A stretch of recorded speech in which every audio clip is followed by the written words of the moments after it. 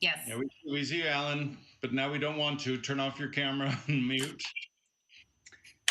Are we ready? Go for it. Okay, good evening, everyone. It's February 18th, 2021, and this is the Glendale Historic Preservation Commission meeting. Due to the evolving situation with the COVID-19 novel coronavirus and health recommendations from the LA County Health Department, the Historic Preservation Commission meeting will be available to the public electronically. Due to social distancing requirements, the public will not be able to attend the meeting. The public is encouraged to watch and participate from the safety of their homes to practice social distancing. The meeting can be viewed on local cable, Charter Cable Channel 6, and AT&T Universe Channel 99. Streaming online at https://www.glendaleca.gov/government/public-meeting-portal. For public comments and questions during the meeting, please call 818-937-8100. Jay, can we have roll call, please? Yes, sir. Commissioner Doom? Present. Commissioner Yurka? Here. Commissioner Morgan? Here. Commissioner Vartanian? Here. And Chair Cognati? I'm here. We have a full house. We do. That's great. Happy New Year, everyone, a little bit belatedly. It's our first meeting of the year. It's pretty exciting. Our item number 2 on our agenda is the election of the chair and vice chair. This time every year we nominate and then elect one of the commission members to be the chair of the commission as well as the vice chair of the commission. Does anybody have any thoughts on that for this year? Yes, I'd like for this year, and you can all weigh in, but I would like to renominate for chair Commissioner Craig Naughty, and for vice chair Nicholas Doom, because really and truthfully they had a truncated year last year, and this will make up for all of the time they didn't have. So those are my nominations for the year 2021. I certainly accept the nomination, so that's nice. Yeah, if you both accept. Okay. Yes, Commissioner Doom? Yes. Cool. Okay, we'll take a vote on this, but it seems, you know, I guess after a year like last year with so few meetings, if they wanted to remove you guys, it would have been easy. So it's a nice show of faith that they're still with you. Yeah, thanks, guys. Appreciate it. Let's see, Commissioner Yurka? Yes. Commissioner Vartanian? Yes. Commissioner Morgan? Yes, enthusiastically. And Commissioner Doom? Yes. And Commissioner Chair Craig Naughty, perhaps? Yes. Actually, yes, you already had the majority. So, all right, so we have the calendar year of 2021 with Chris Crignotti as chair and Nicholas Doom as our vice chair. Awesome. Thanks, guys. Thank you both for taking on the task. Woo! Learning as we go, each and every time. Item number 3, the agenda for the February 18th, 2020 meeting, regular meeting of the Glendale Historic Preservation Commission was posted on Monday, February 15th, 2021 on the bulletin board outside City Hall. Okay, next step, item number 4 would be to approve the minutes. I noticed one slight adjustment I thought I wanted to make to them, Jay. Okay. Under the 305 East Randolph project, my name should have been put after the abstain line because I had to recuse. Is that the same thing? Right. Okay. Anybody else? Notice anything related to the minutes? No, and that's an important one, so thank you. Okay, yes. Okay, seeing nothing else, I have a motion to approve the minutes from the last meeting. So moved. Second. Great. Roll call, please. Commissioner Vartanian? Yes. Oops, I'm going in a weird order, but I don't think it matters. Commissioner Morgan? Yes. Commissioner Doom? Yes. Commissioner Yurka? Yes. And Chair Crignotti? Yes. So approve with the noted correction 5-0. Thank you. Okay, oral communications. Discussion is, do we have any calls for oral communications? I have no calls. Okay. We're good. Moving on. Board and commission member comments. Any of our commissioners have any comments they'd like to make? I have none. None? Kathy, Mike? No. Okay. I've actually prepared some things I want to say, and so I appreciate in advance for you indulging. I wanted to start by thanking Jay for the thorough and informative presentation he made to Council on January 26th. I'm encouraged to see most of our Council members showing great support for historic preservation. I think it was noble of you, Jay, to shoulder some of the responsibility for the delays we've been facing in the process of designating our latest districts. But you should not be in a position of having to do so. This is clearly a staffing issue. As the Historic District and Mills Act programs continue to gain traction, it is clear there needs to be a staff person dedicated solely to historic preservation. And it appears that some members of council got that message, though until that person is hired, we should all continue to press the issue, I think. To the council members and residents of the city who do not support the idea of historic districts, and in particular the level of oversight such a district creates for the homes within it, we should remind those folks that Glendale already has levels of oversight through the design review board process that are not that different than what happens in historic districts. There will always be review for major alterations, and homeowners will always have to get a permit for and be limited to certain options for things such as window and door replacements and hardscape changes. In most cases, the historic district guidelines are actually beneficial by reducing the number of options, making the choices that much easier for someone to make. I also want to point out that something I think is important to mention. As a real estate broker in Glendale, I work with buyers all the time who are at first shocked and then enchanted by our blocks and blocks of charming neighborhoods.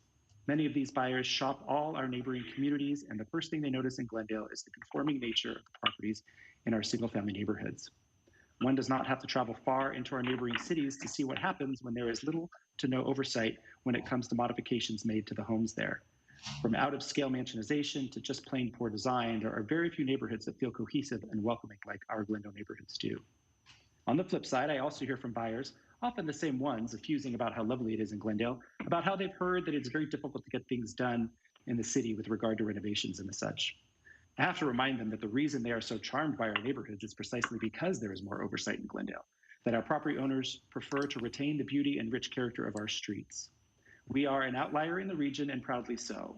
There is far more opportunity outside of Glendale for property owners to express themselves outside the confines of our comprehensive design review process, so I do not see why the residents of Glendale should ever be asked to compromise their standards to conform to what every other city is doing. We offer an important alternative to the mansionization and free-for-all design regulations of our neighboring cities. That should be respected and celebrated, not derided. In a final point, I want to echo comments made by my fellow commissioner, Ms. Yurko, who called into the council meeting on January 26th to discuss, among other things, the current housing density regulations being mulled over in Sacramento. Over the past several years, the state legislature has been chipping away at our ability to locally regulate density. Some of their regulations have passed, such as the requirement that cities allow for the creation of additional housing units, ADUs, on essentially any single-family zoned lot in the state. Others have failed, like the attempt to allow the conversion of single-family lots to multifamily ones with up to 4 units on them within certain distance, for lots within a certain distance of mass transit. For now, that one has not made it through the legislature, but they're going to keep trying. If this pandemic has shown us anything, it is how ill-prepared we are as a society to care for our residents in a time of emergency. It makes no sense to me why we would want to pack more and more people into our neighborhoods when we don't have the infrastructure to ensure their health and safety.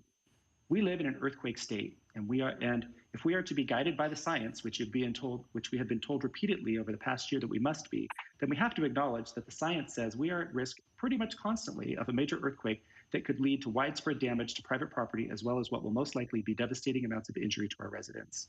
Just look at what Texas has been going through this past week, crippled by a winter storm. The snow there will melt rather quickly, allowing for them to get back to normal rather quickly. Recovering from a medium-scale earthquake will take months. Even a medium-scale earthquake would take months and years, leaving many people without the means to support themselves and their families. Among the many things we've learned this past year, one main takeaway is that it is obvious we do not have the capacity to responsibly get through a catastrophe like that, even at our current levels of density. Why am I bringing this up at Historic Preservation Commission? Well, for now, the one way to protect our community from the density regulations being pushed through Sacramento is to establish more historic districts. Each of the proposed regulations has had carve-outs, exceptions for historic district neighborhoods. Jay pointed out in his presentation that at the moment our districts are for the most part tucked up against the foothills. We should be encouraging the establishment of districts further down in the flats near to the transit corridors, since that seems to be where these density regulations will most likely take effect. Whether or not a property owner likes or dislikes the oversight that comes along with historic districting, these districts presently seem to be the only way to protect our neighborhoods from the dangerous and irresponsible overdevelopment being forced upon us at the state level. That's basically everything I have to say. So thank you everyone for listening. Hear, hear. Thank you. Very good. Yes, very good, Chris. Thanks, guys. Thank you. Okay. Any old business? I don't think we have any old business. No. So we can move on to the first of a couple of new business items. 8A, 1039 West Mountain Street, review of proposed additions and alterations. Jay. Okay, and Eileen Babahani is our case planner for this. I just wanted to introduce this because it's a little strange. As the staff recommendation is to look at this house as a possible non-contributor to the district. And I just wanted to introduce why we're doing that up front. I'm not going to go into any detail, but I'm sure it'll be part of our discussion topic tonight. And the issue is that when we first heard there was a project at this house and made the initial site visit, something was wrong as I looked at the house. I was like, there's so many things going on here that appear to have been changed that I wasn't sure why, this would be a contributor. In fact, the initial look at the house thought it was a one-story house, which is an understandable mistake if you're looking at the house from a photograph. But if you look at it in the flesh, it's still the second floor is set far back. But what it indicated to me that, sometimes surveys do not see everything because surveys are done fairly quickly. And so we're presenting this to you as for your consideration that it's possibly not a contributor to the district. And you have, of course, full flexibility in your thinking. And then subsequently, we will have to amend any environmental review decisions that we make as we move forward, depending on where your discussion takes you. So I just wanted to introduce that. I'm sure we'll be talking about it more as we go forward, but just wanted to introduce that thought and then hand it over to Eileen. Thank you, Jay. Eileen, thanks for coming. Oh, I'm sorry. Can I ask a question? Sure. It occurred to me, should these be two separate steps where we make a decision about it being a contributor and then hear the project? Or is this imagined as all folded into one? Well, we felt it was more efficient to fold it into one hearing. You could certainly discuss it in that order if you wanted to. I'm not sure that it matters, but depending on how the commission feels, we could kind of talk about why we think it's a non-contributor. Sure.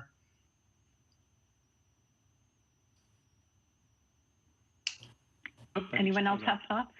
Well, my thought is the same thing as Commissioner Yurka. It should be two separate issues. The one is, which we'll mention later, the Glendale Historical Society's letter that came in.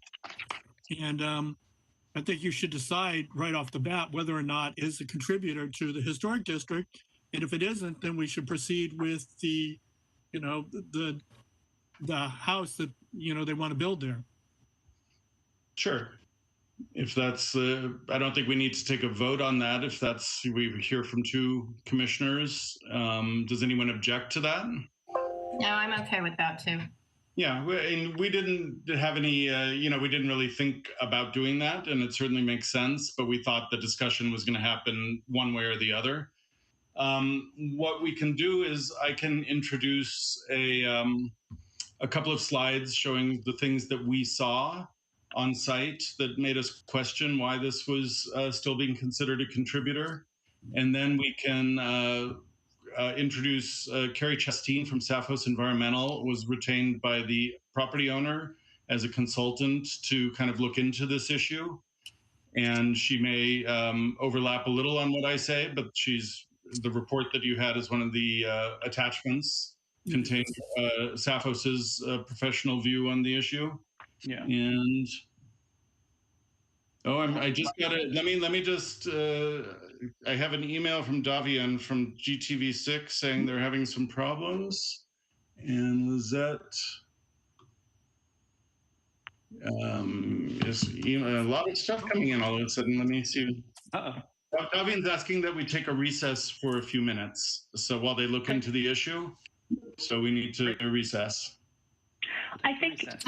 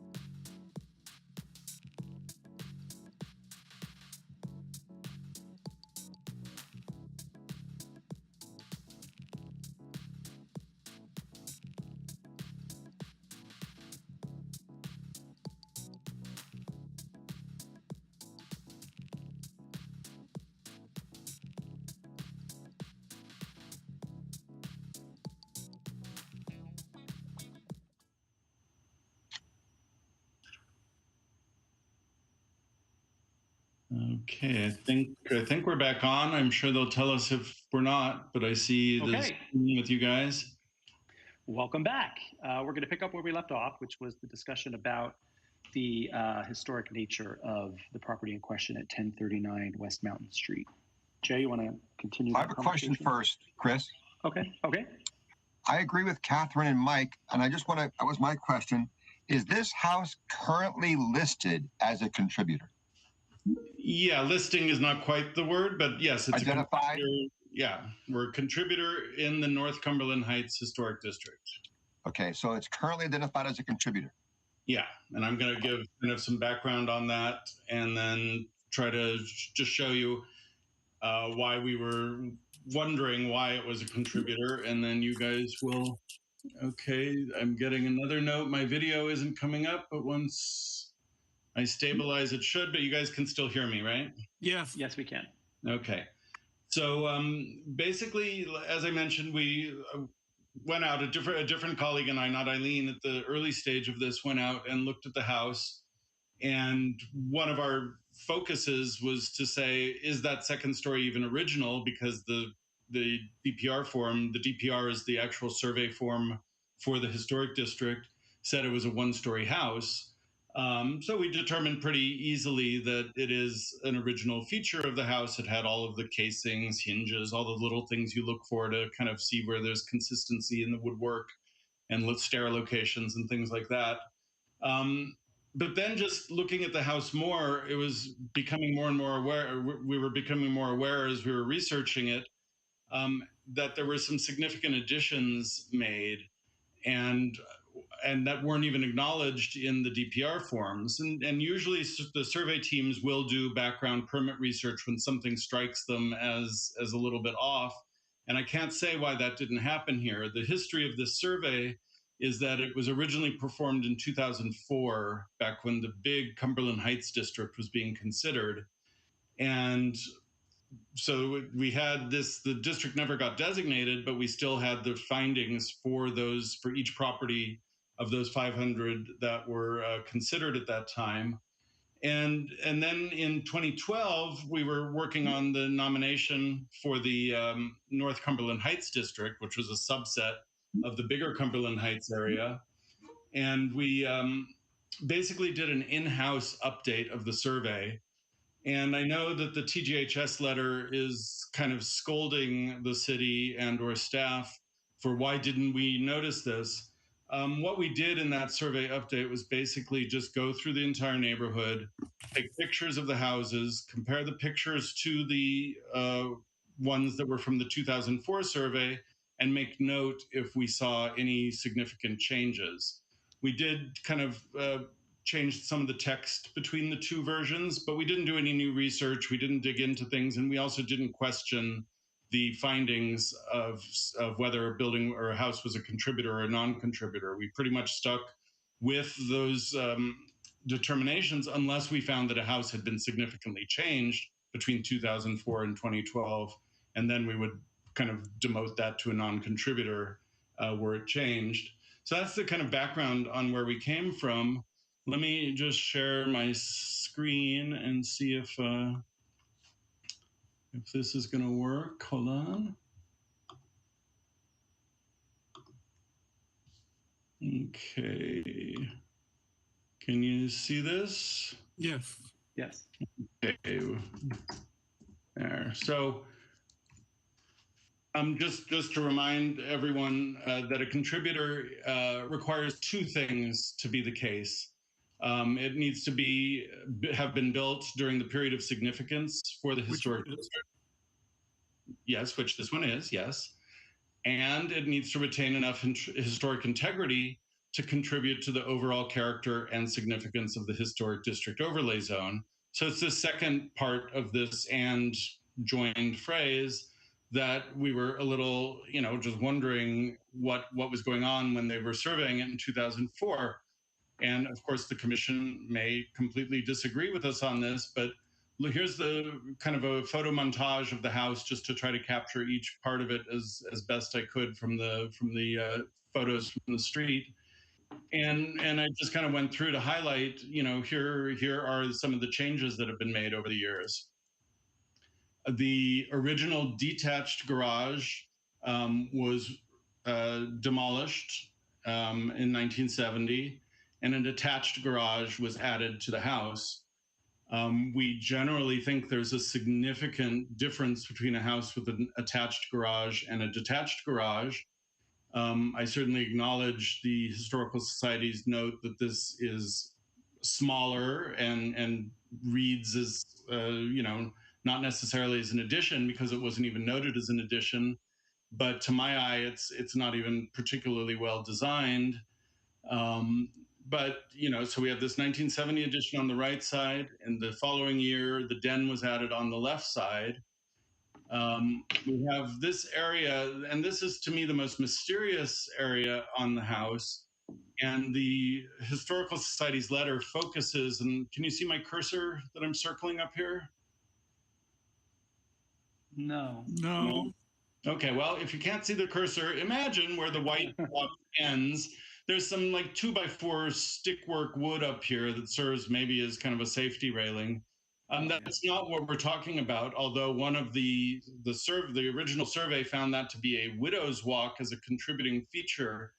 The 2004 survey also found that the garage and the garage specifically was a contributing feature, or an original feature. It didn't question that. But the question I have on this section to the left side, where there's the picture window with the two little eyes that are actually vents, but you see sort of a weird face there if you go where I generally go with these things.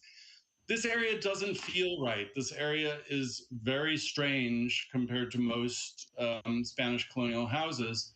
And I believe Mr. Malikian and maybe Ms. Chasteen will be able to discuss this a little more, because I think there's some issues, some clear kind of areas that appear to have been altered behind this parapet, but I don't have photos of those, and I couldn't find them for putting this presentation together. So hopefully they can address what's going on up there. But it just seems very strange to have this very high forehead, and then especially these two little vents just on the front of the house. And so this is an area I put as a question mark, but it feels like there's been an alteration there. It could be a significant one or a little bit less so. It's hard for me to see this as an original feature of the house. Moving forward, the roof has been completely replaced. So I highlighted it in gray instead of blue. In the house originally would have had two-piece barrel tile. Now it's one-piece tile. It is Spanish-looking tile. It's not asphalt shingle, so it has that in its favor. And then the stucco looks like it has probably had a restuccoing over the years. I went out to look at this. The Historical Society is saying, let me find their letter real quick.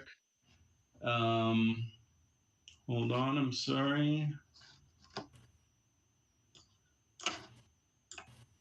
Here we go. Notes on integrity. Yeah, I'm just trying to find the note on the stucco. It is not rough textured stucco, which is present on the exterior walls of many Glendale designated historic district contributors. Instead, it is a medium dash sand finish. It is unclear to me that this is an original stucco, and we look at stucco really carefully on our Glendale Register buildings. On a historic district contributor, the stucco alone wouldn't be an issue, but this is what we always call rough textured stucco. This is very much unlike the stucco of pretty much every Spanish house that I'm familiar with, that I know, that we know has its original stucco finish in Glendale. And so we're going to stand behind the idea that it appears to be a restuccoing of the house. It's possible that it dates to the time of the new construction on either side. There have also been a substantial number of alterations at the back of the building, but as you know, anything that we can't see from the street is fair game. I forgot actually to mention, I had a different slide and I deleted it.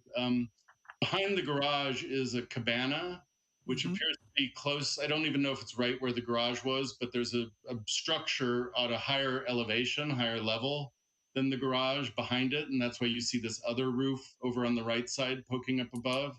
So again, that's another non-original feature that's visible from the street. So when we work with our consultants and they're kind of developing their methodology for looking at our historic districts, there's no hard and fast rule of how many alterations is too many alterations. I've talked to some people who say, well, we use as a rule of thumb 3 strikes and you're out. I don't personally agree with that because there are some houses that have a lot going on, a lot of different character defining features, a lot of different facade articulations. And in those, you might be able to withstand a few more alterations than a very plain house, where you basically just have a wall and some windows, and just the loss of windows and maybe their stucco texture would also lead it to be a non-contributor. So in my judgment, looking at this, I was very not concerned, but I just wondered where the contributing status came from when we're seeing so many non-original features, reducing the integrity of the property. And integrity is something that we look at. I'll go back to the definition. We don't use the word integrity, but we talk about enough. Oh, I'm sorry. We do and say enough historic integrity to contribute to the overall character. There are 7 aspects of integrity. And somehow in the TGHS letter, they say that only 3 aspects of integrity are applicable in historic districts. I've never heard that before. I don't know where that comes from. And I'll quote those just so we can have them for reference. And again, Location, design, and feeling. Location, design, and feeling, which leaves workmanship and materials would be the 2 that I think are strangely left off of that list, because we in Glendale have absolutely no guidance for which aspects of integrity are expendable and which are mandatory. In general, the 7 aspects of integrity for any property, whether it's a Glendale Register property, a National Register property, or a historic district contributor, there's no rule that you have to have all 7 aspects of integrity. And for certain properties, some are more important than others. And that's perhaps why the letter is saying that only 3 of these are important. But to me, it seems strange to kind of say that materials aren't important, and especially workmanship, if indeed the stucco is a later addition, because it does have a very rough sandpapery finish.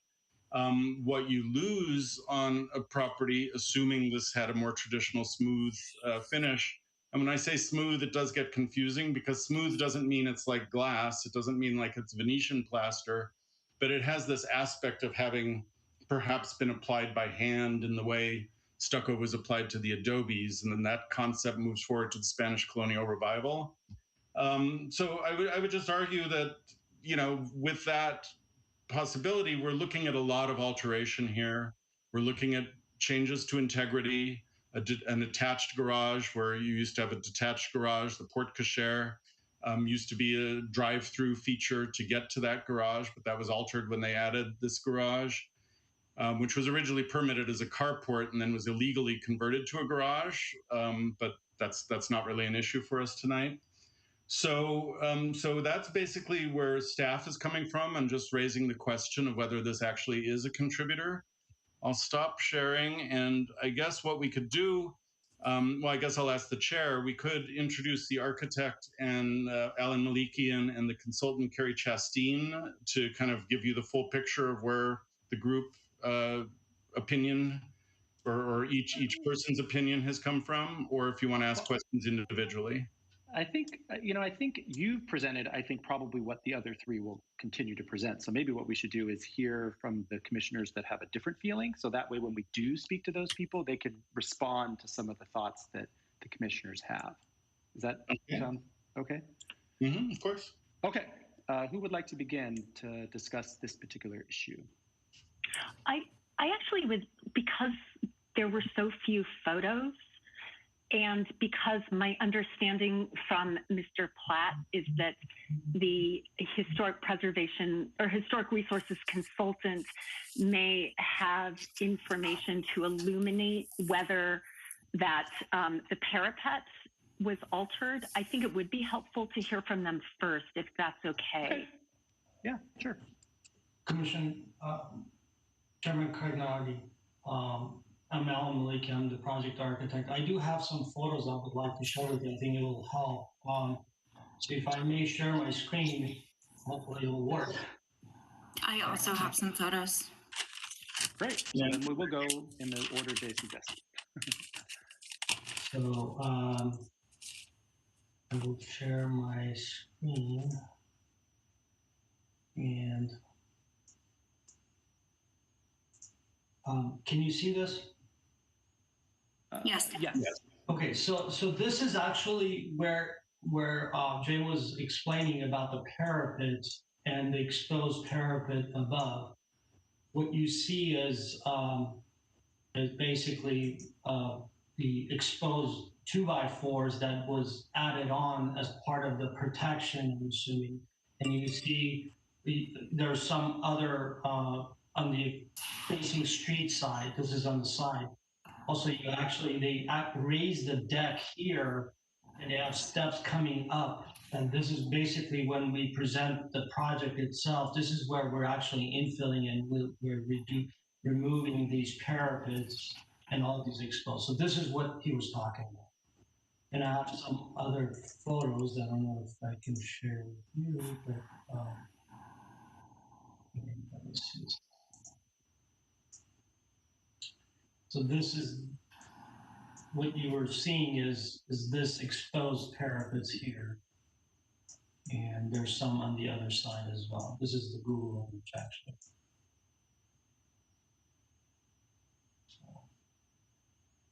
May I share some photos? Yeah, this is the back. Yes, please. I'll stop sharing. Ms. Chastain. Okay, thank you. Carrie Chastain with Sappho's Environmental. I pulled up a few photos. Let me see if I can find them. Technology. Okay, so this is a similar image that what Alan was just showing you, but I was more keyed in on the texture of the stucco, which here you can see that is clearly rough texture. And they would have done that when they added the addition to the east and the west and the carport, so it all matched. And then, so this is what Jay was talking about, the roof line that you can see that sticks up above the garage. Also rough textured stucco. And then I think this photo shows it really well. So this has a different window treatment here where it kind of pops out with this bezel. And you can see there's scuppers here to drain the balcony. So it's clearly some sort of alteration they have done on the front. And the tile here at the chimney also does not match up. And there's some new vents here. So you can see this is clearly a new addition. Is that helpful, or should I find more photos? Catherine? Well, yeah, I'm sorry. I thought Alan had told me there was something from looking at the parapet, more looking south, where there was some disruption that made us think that the parapet may have been altered, but I don't. Yeah, actually, it's actually in the packet. Yeah, right there. Yeah, so you can see with the flashing and the asphalt waterproofing, and the wood of the deck is actually not in very good condition, and you can see the 2x4 railing that's pretty sketchy, quite frankly. But I'm sorry, I was thinking that there was evidence that the parapet had actually been physically raised. Like I don't doubt that the addition is an addition. It looks like it as I just scroll through my random photos here for you. That's the front door tile. Yeah, so here you see the scupper box. I mean, it's clearly, I think it's been raised so that it's a balcony, and then it was clearly not safe enough because you can see the metal flashing here. That doesn't match with it would have been tile coping. And then they raised it again with the wood railing to make it more safe. Well, right, but it would have been tile coping, but isn't it possible just that the tile coping was removed and then they placed the wood frame on top of it? With the asphalt flashing that I just showed you, it doesn't look like it. And you can see here where they removed the tile. So maybe, I mean, there aren't permits for it, so it's hard to guess. Yeah, and that's why on my slides we put this as a question mark, just as a design feature. And I'm the first person to say, there's a lot of weird design out there, and not all old buildings are well designed, not even all historic district contributors. But there was just something so glaringly strange about this, the placement of vents on the front facade. I can't say that I've ever seen that. And it just spoke to me that this area had some sort of disruption, but, can't quite put a finger on it. So, Right. And this vent also here next to the downspout in the scupper box looks odd, but this photo also illustrates the rough textured stucco. Sorry, I have a question, if I may. Of course. Lorna. Commissioner Yurka, did you have something else to say? No, go ahead. I'll ask after you. If you could go back to the deck, the roof patio or deck itself, I think I read somewhere, the way the windows are placed or they're actually cut. Yes. So does that indicate something to us? Well, what this was doing was that the windows was placed in the proper location, but what they did was they actually raised the parapet and the deck to be able to kind of use that as a usable space. So the actual roof is much lower, but the parapet was altered. yeah, and we're not questioning the presence of the deck, which you can't see from the street, obviously, or the 2x4 railings. We know those were an added feature, and two of us in 5 minutes could probably remove those.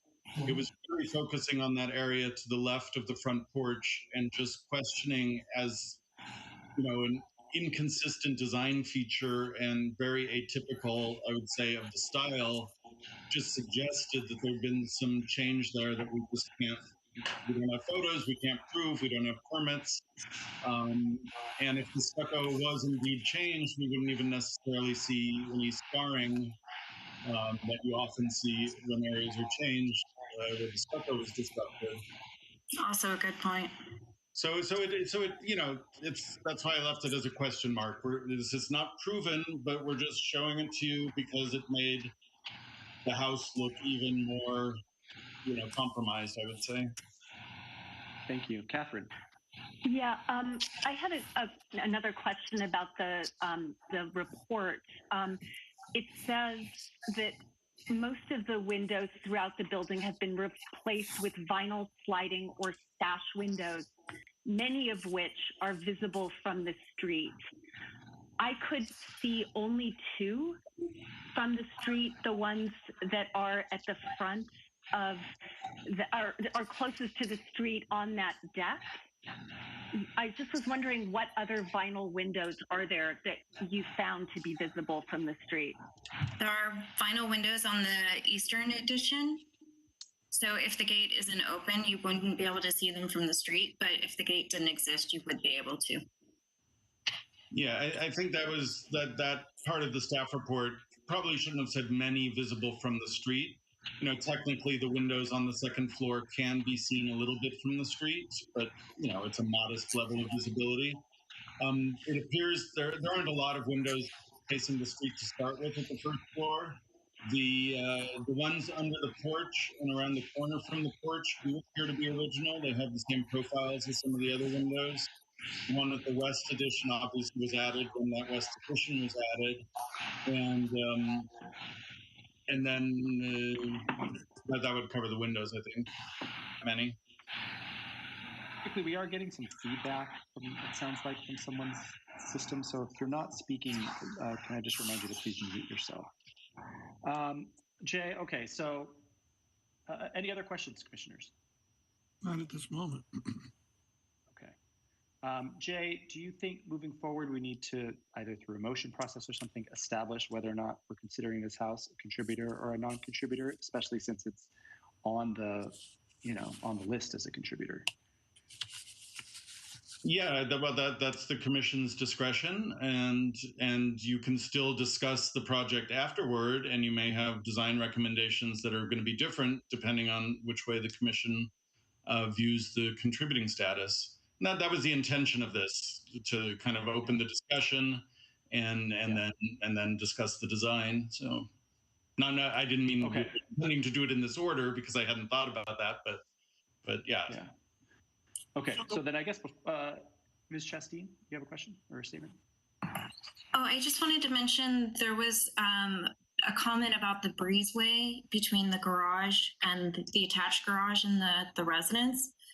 And the very definition of a breezeway is to have a covered space between a garage and a house. So had the garage not been there, they wouldn't have built the breezeway. The original garage is where the pool is now.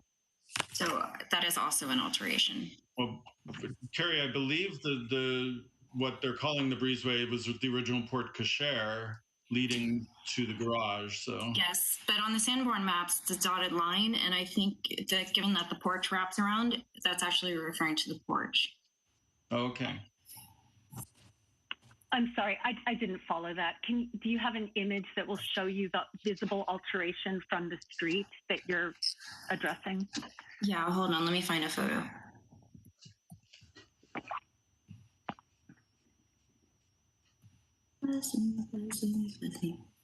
Okay. WebEx, share screen. Okay, so here on the left is this is the breezeway. So this garage, as Jay mentioned, was built in the 70s originally as a carport, which was converted to a garage. But as you can see here, the arch has been infilled. On the side where I took this picture from, the arch is also infilled and is now part of the kitchen. But on the Sanborn maps, it shows a dotted line for a wrapped around porch. And on the Sanborn maps, the dotted lines indicates a porch. So I believe that this was constructed when the garage / carport was constructed. So you don't believe there was a porte cochere there before? Well, the definition of a breezeway, which is what this is to connect a garage to a house. So given, I mean, it may have been, but considering the garage was in the back, but given the lack of permits, it is possible this was constructed when the garage was constructed. Yeah, I don't think that's the case after looking at it closely. I think that's an original feature that was the porte cochere. There is a wraparound porch though, currently. Yes. That's kind of where this picture is taken from. And there is another arched opening in the house that was infilled. Which is right behind where I took this photo. Yeah, I mean, I did not go out with a measuring tape and a scale, so Jay could be right, I could be right. It's hard to say without definitively going out and measuring. I'm sorry, if I may. Yes. On the Sophos report on page 10, it says an arched porte cochere formerly led to the garage that was located to the rear of the parcel. It says the porte cochere was extended to the north, presumably when the modern garage and cabana stations were constructed. I am obviously contradicting myself. I did not reread my report, but I did look at the Sanborn maps prior to this meeting. Yeah, so. Eileen, do you have an image of the Sanborn map in your presentation? I have the same map that was in the historic resources report. Carrie, is that? I have the Sanborn right here. I don't have the particular figure that I put into my report, but I can pull up the actual Sanborn. So I think that'll at least clarify the points you're making. Okay. Ooh, now I've got multiple images. Sorry. So this is the house here, and this is what I was talking about. This looks like it was the wraparound porch, and the garage was back here. So it doesn't look like there's any sort of construction that would lead you back here. And this was demolished for the pool, which was subsequently demolished for the existing pool and cabana and garage. Do I need to make this bigger for everybody? No, I mean, I see it. It is small, but I can see it. Yeah, it does, well, it really depends what the orientation of the garage door was. I assume it was on the left side, the longer left side of that garage building. Mm-hmm. I'm going to presume that the little bump out on the right of the dashed porch area is the porte cochere, because that would have been dashed because it was an interior space. Okay. So, yeah. Regardless, it's been modified. Yeah, it's been somewhat modified. The main change is there was an arch facing toward the backyard that would have been somewhat visible from the street through the porch. That was filled when there was an addition, that where you see that the 2 zeros on the right side. These two? The 2 higher ones. These two. That area has been infilled where the white is. So, Yes. So a porch arch was closed there. We're not looking at it as a hugely significant change, because it is technically visible from the street, but not super noticeable. Mostly because of the slope. Is it? Yeah, I mean, I felt like it wasn't really visible, but I'll defer. Yeah, I didn't measure the above median sea level, but the slope is pretty steep from the street up to the house. Okay, I do want to make a couple comments. If someone has handy and can throw it up just the front image of the house from the street, that would be very helpful. I will stop sharing. Yeah, if you could unshare, unless I can get you that image, Chris. So just looking at this house, the present state of the house does look very altered to me. We've all seen a lot of Spanish revival homes in Glendale, and this one really stands out as something that does not feel original to me. That boxy section with the window and the 2 eyes above it feels very oddly placed. And I actually have, and I know we don't really care much about the insides of these houses, but I have been inside this house years ago when it was for sale, and I was struck by how just kind of bizarre the floor plan is, and the flow of the house is very strange. It certainly felt very modified when you're in it. And I know, like I said, we're not concerned about the inside, but that really, to me, speaks to how much change this house has seen over the years. It just, there was nothing traditional and normal about the floor plan. The flow was very off. So I personally I can easily see how this could be considered a non-contributor. And I think we've noticed over the years that the level of importance and scrutiny that some of our houses face has changed, certainly changed from 2004. But over the years, and based on the commissioners on the commission at the time, and there's various aspects that go into this very subjective process. So I could see potentially how this one, as through a windshield survey, could be considered a contributor, I suppose, to someone in 2004 and maybe then again in 2011. But we hold things to a different standard today, and it seems to me in a situation like this seems like the time when something like that should be reconsidered, I guess. The question I have, I guess, is, and pardon me if it should be obvious, and I'll ask this maybe directly of Ms. Yurka, what, in your mind, what difference will it make if this is a contributor or not? Is it the CEQA process that you think it should have to go through, or specifically what is it that would make a difference to you in terms of the plans and everything that we've seen and moving forward on how we decide what to do? Well, they're very separate questions for me, but if we find it to be a contributor, I think there are aspects of the plans that would be very difficult for the commission to approve, which is why I didn't want to consider the whole thing together, because if we find it to be a contributor, it's possible that the applicant may want to make some modifications before presenting it to the commission. I don't know. Okay, fair enough. But yeah, I think this is a difficult question, and it is, I can't look at it,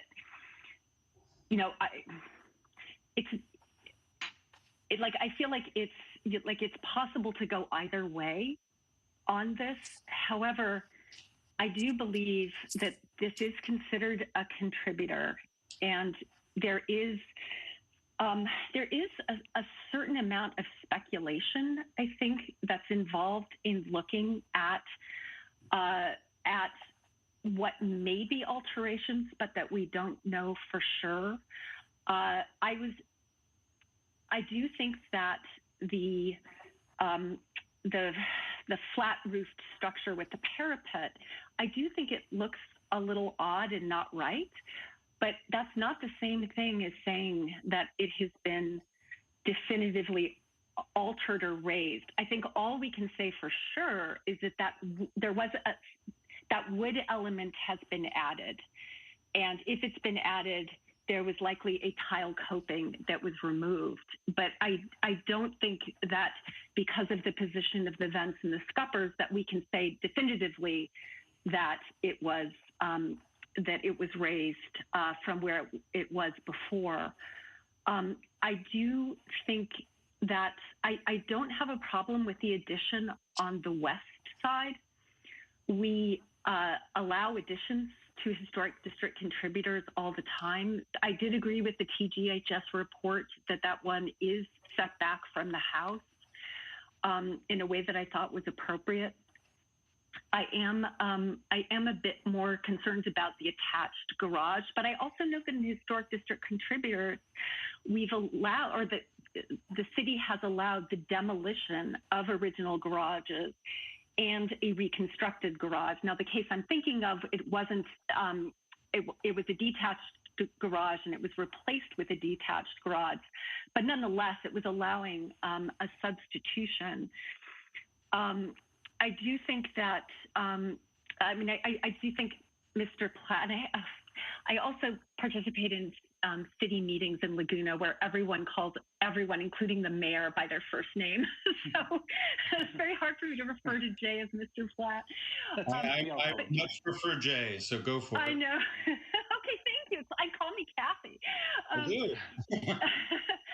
So it's like you mentioned, it's unclear to me that this is the original stucco, and that is, it could be restuccoed, but it could not be. And I have to say that when I went, I took advantage of the fact that there wasn't a no trespassing sign, and I walked right up to it, and it did not look like restuccoing to me. And it did not look like the rough finish that we saw in that photo that was shown of the vinyl windows where that deck had been added.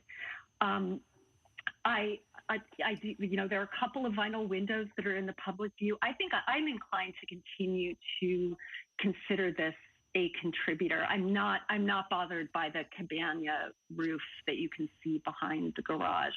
And roofing gets replaced all the time. That's a kind of normal thing. I agree that this is high on the list of alterations, but I still think it preserves enough of its features to qualify. I would consider it definitely medium integrity, but I would be inclined to consider it a contributor.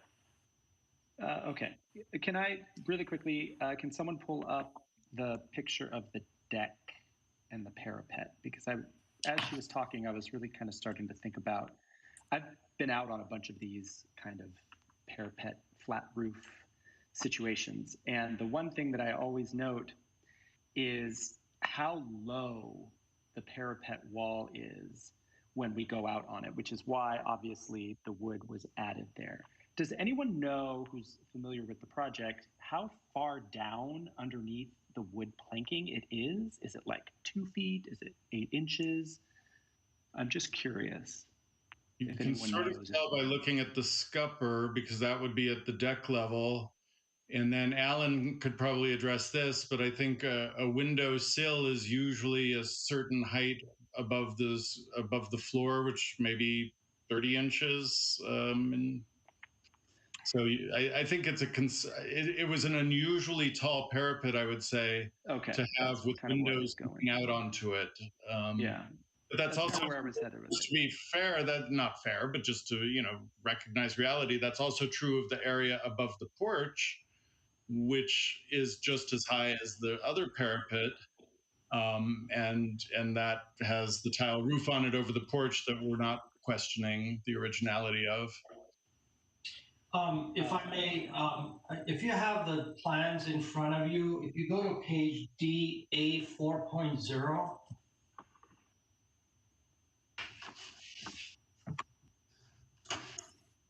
Do you want to pull this up, Alan? I can try to open it, but if you have the Sorry, can you give the page number again? DA 4.0, is that what you said? correct.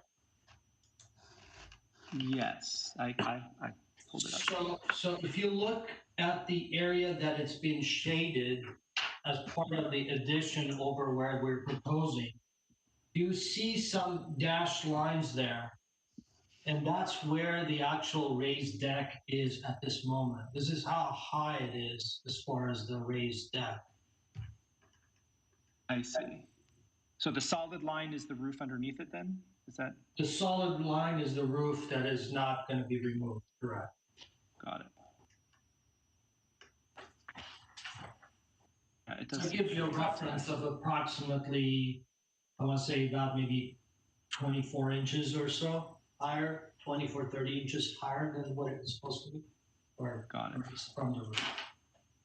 Yeah, it just seems, to me, it seems extreme. It seems like the parapet wall, if you were to remove the wood deck from there and just have the roof material and you were standing on the parapet wall, feels like it would be, what, 3 or 4 feet?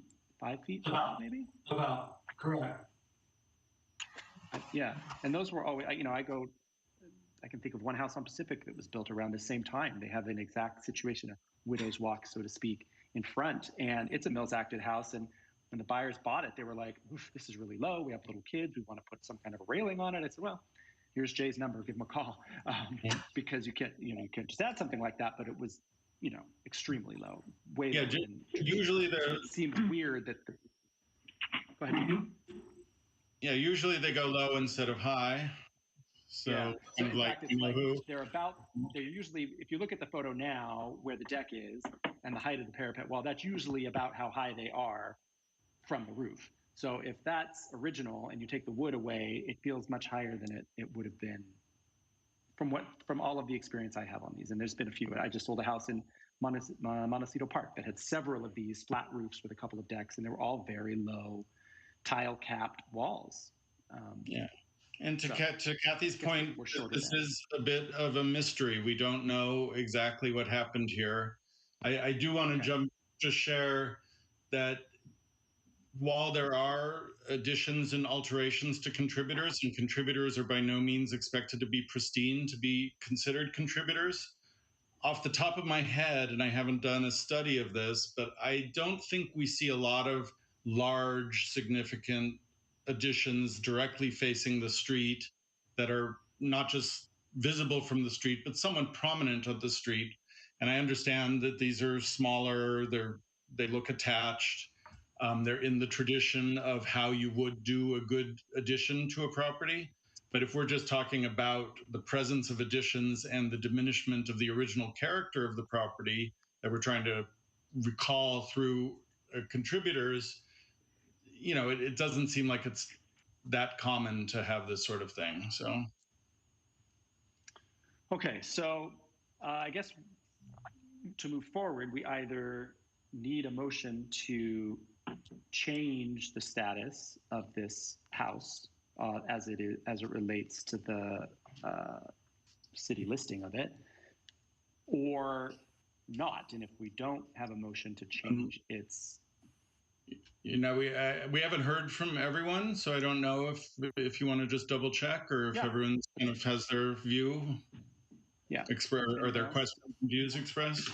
Lorna, Mike, Nick, anybody? Yeah, I'll go. From my perspective, I would consider the home a non-contributor at this point. I hate to say it, but I feel like the house was lost long ago. The west addition doesn't bother me that much. As Jay said, we do allow additions. I think it's subservient to the main house. I think the bezel around the window is, inappropriate. That would have to go. I think the 2-car garage on the east side, I don't think that's something we would allow if this came before us today. And I think the cabana addition with the higher roof line visible from the street, and the deck at the front, parapet raised or not, I think it appears to me that it probably was raised. But I think for those reasons, for me, this is a non-contributor at this point. Thank you, Lorna. And I actually, when you made the comment about the cabana roof, I hadn't really mentioned that. Today, a house in a historic district, if they want to build a separate ADU in the back, it can't be visible at all from the street. I mean, that's a pretty specific rule that historic district properties have to follow that properties in traditional regular neighborhoods don't. So the fact that the roof line is showing, I think, is actually pretty meaningful in this case. It just suggests that it would affect its contributing status. Sorry, Jay. I just want to throw in that there is one exception to that we can talk about when we talk about the historic district brochure, because it's in there. But I just want the public to know that there is the possibility of a visible ADU in a historic district if it's a converted garage. Yes, garage conversion. Right. So I just want to. Yeah. Well, I did say if a separate new structure was going to be built. But yes, okay, I'm sorry. Thank you for correcting and ensuring that everybody understands. Mike, do you have anything to say?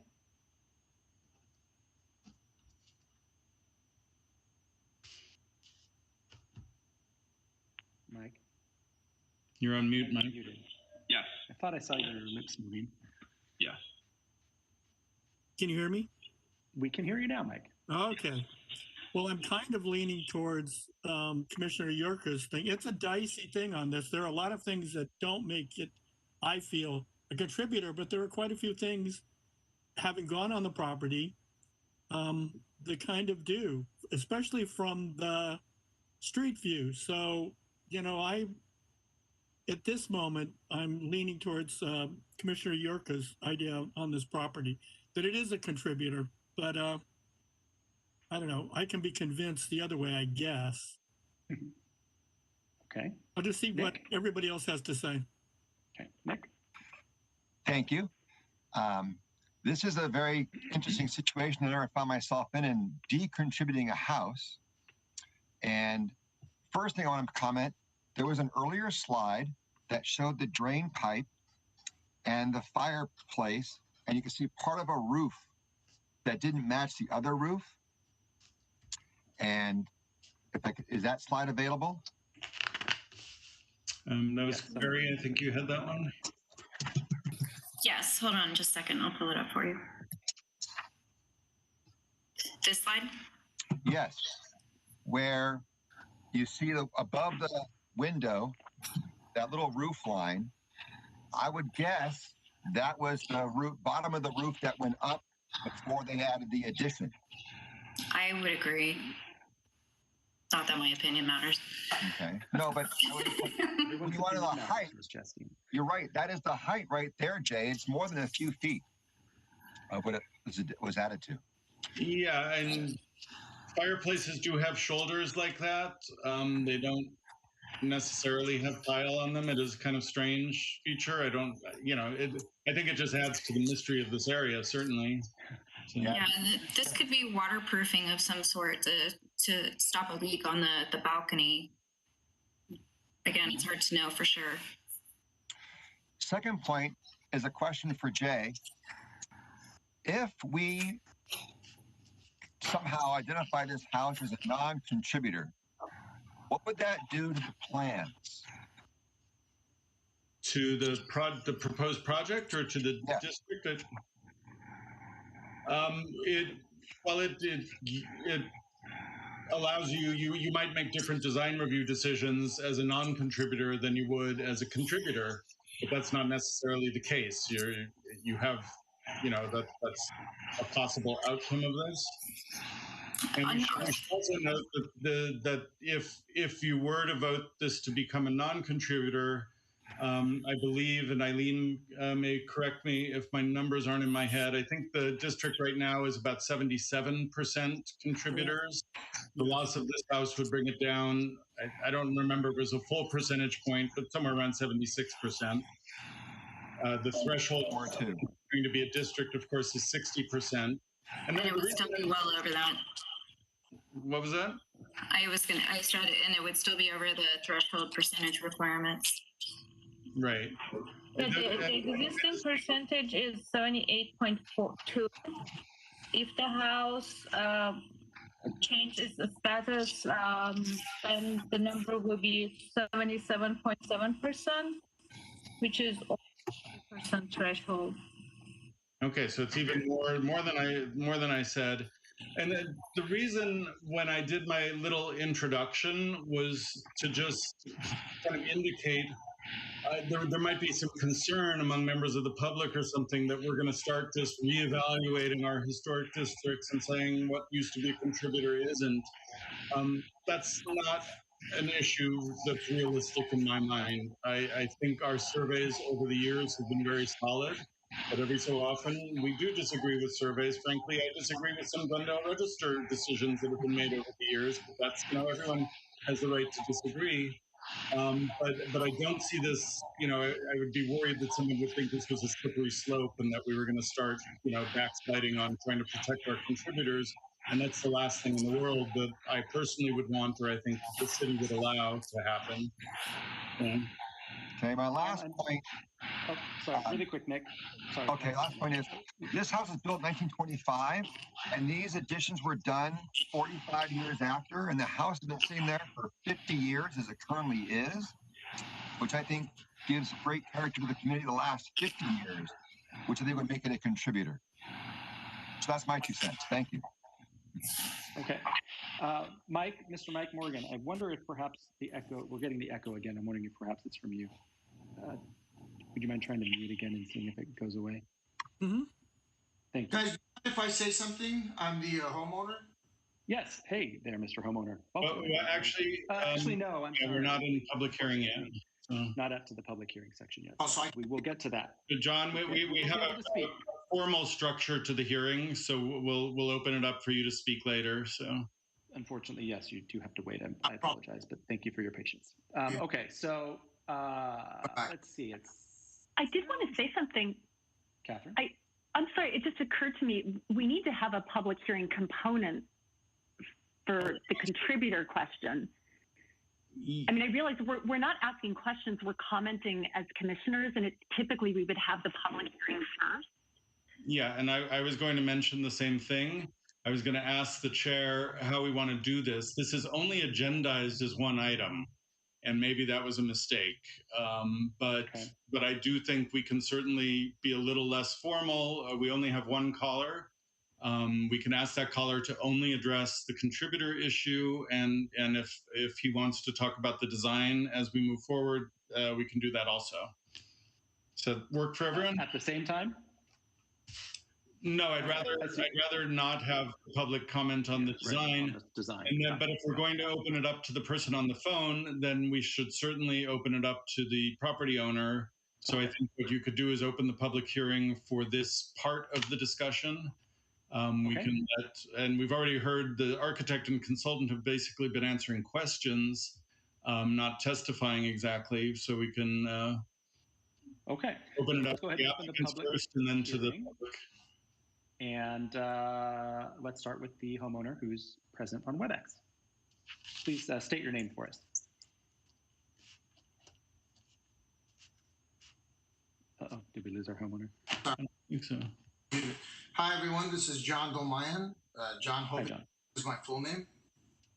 Thank you. And I am the property owner. Thanks for having me tonight. And thanks for taking time to do this at this late hour. So I just wanted to mention something about the contributor, non-contributor issue.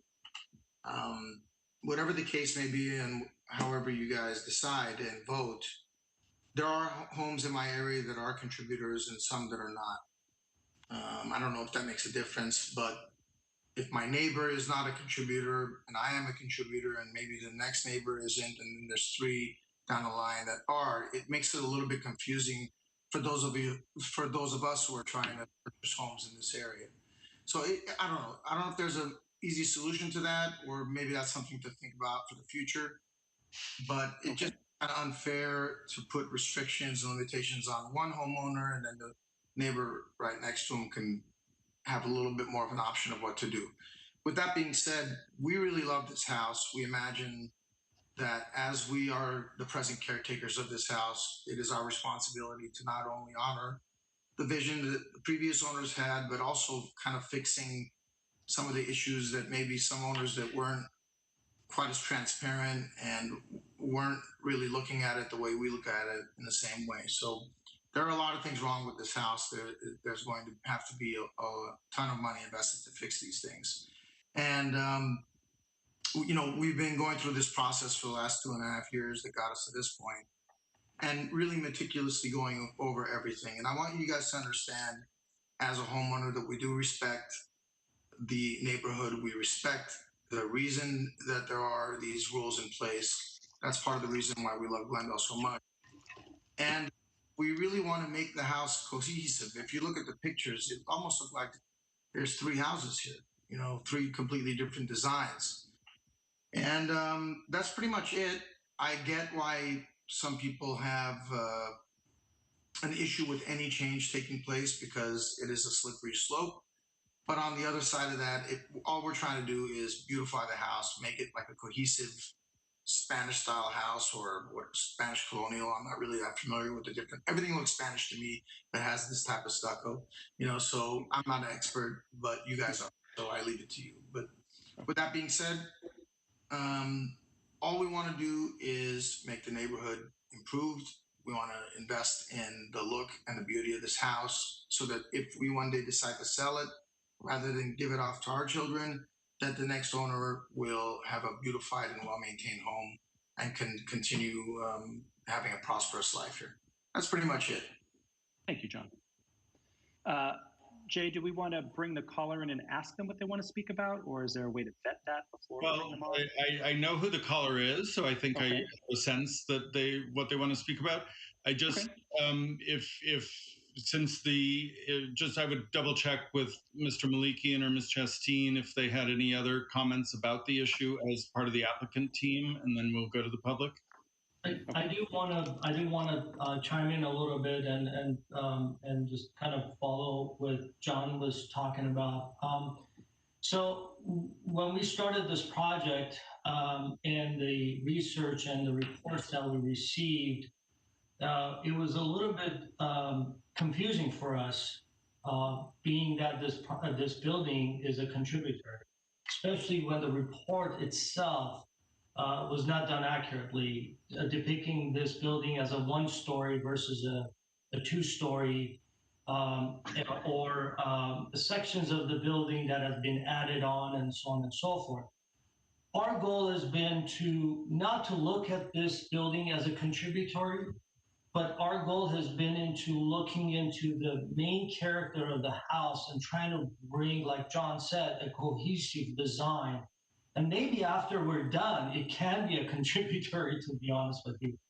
But I think having so many inconsistent details and designs and features and altered areas in this building is very difficult for us to say which part of this building becomes a contributory and what makes this building a contributory or not. I'm not a historian, I'm an architect. That's why Carrie's here, and that's why we want her to kind of, I will ask her to kind of chime in on this. But this is where the big picture of us, how we approached the building and what we did. And we'll talk about all the features that I added and changed to make sure that this building makes some sense as far as being cohesive and being more fitting in the character in the neighborhood. Thank you. Thank you. Carrie, do you have anything else to add? Sure. I would just like to reiterate that the original survey and the updated survey were essentially just windshield surveys. So they just drove around, looked at pictures. They didn't really do in-depth research. And so I was brought in to really go through the permits and the city directories and the assessor records.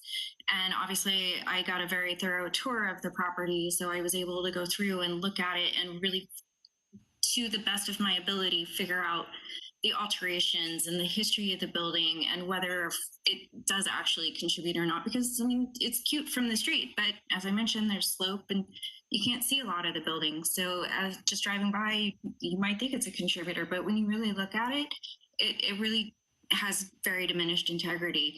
And to Alan's point, we also went through and identified the character defining features of the existing building and the neighborhood, and we can go on to this more later, but incorporated that into the proposed design for the project. Okay. Thank you. Thank you, Carrie. All right, should we go to our caller, Jay? Okay, so you'll open the public hearing? Yeah. I guess that was already done. All right, we have Andy Allison on the line. Andy, can you hear us? I can hear you. Can you hear me? Excellent. My first phone transfer worked. This is a miracle. Very good. And I do in fact want to speak on the status of the building as a contributor. So that's appropriate. I speak at this time. And I'm again Andy Allison from the Glendale Historical Society. Good evening, commissioners and Jay and everyone. I'll refer you to our letter that we sent out last night, for which I'll offer you some apologies for the lateness of the letter, actually. We maintain that the property retains adequate integrity to remain eligible as a historic district contributor. The project as proposed is not exempt from CEQA review. The city would be changing the status of a historic property, and the project does not conform to the Secretary of the Interior standards. As proposed, it does not conform to the standards for rehabilitation, and it may have an effect on the environment. For this project to move forward, the applicant would need to prepare an environmental impact report that would fully analyze its effects on both the historic district and to the property. We note, as earlier mentioned, that the contributing property must retain an integrity of its location, design, and feeling to adequately convey the significance of the historic district. And Jay, this text was taken from the South Glendale survey under the historic district section, just FYI. Alterations to individual buildings, such as the replacement of roof materials, replacement of windows, may be acceptable as long as the district as a whole continues to convey its significance. In our letter, we provided some detailed comment on the integrity issues raised, which I'll summarize, some of which have been discussed already. The 1971 single-story addition on the west side is subordinate to the main residence and has a different roof line and fascia height. Several of Glendale's local landmarks and district contributors have additions made after the period of significance. The vinyl windows on the second floor are not visible from the street. There are a number of contributors in designated historic districts that have window replacements that are similar to these. The addition of the illegal framed railing to the second floor parapet doesn't reduce the property's integrity either. It's an alteration that was made without permits and can be easily removed. If, as discussed, the appropriate roof tiles were laid across this parapet, it would look nearly exactly as it would have originally if that was the way it was designed. The east side garage reads as an addition as well. It's set back and has a different roof type and lower fascia than the residence. The entry porch and porte cochere read as they did in 1950, referencing the Sanborn maps. There was some extensive discussion of stucco as well.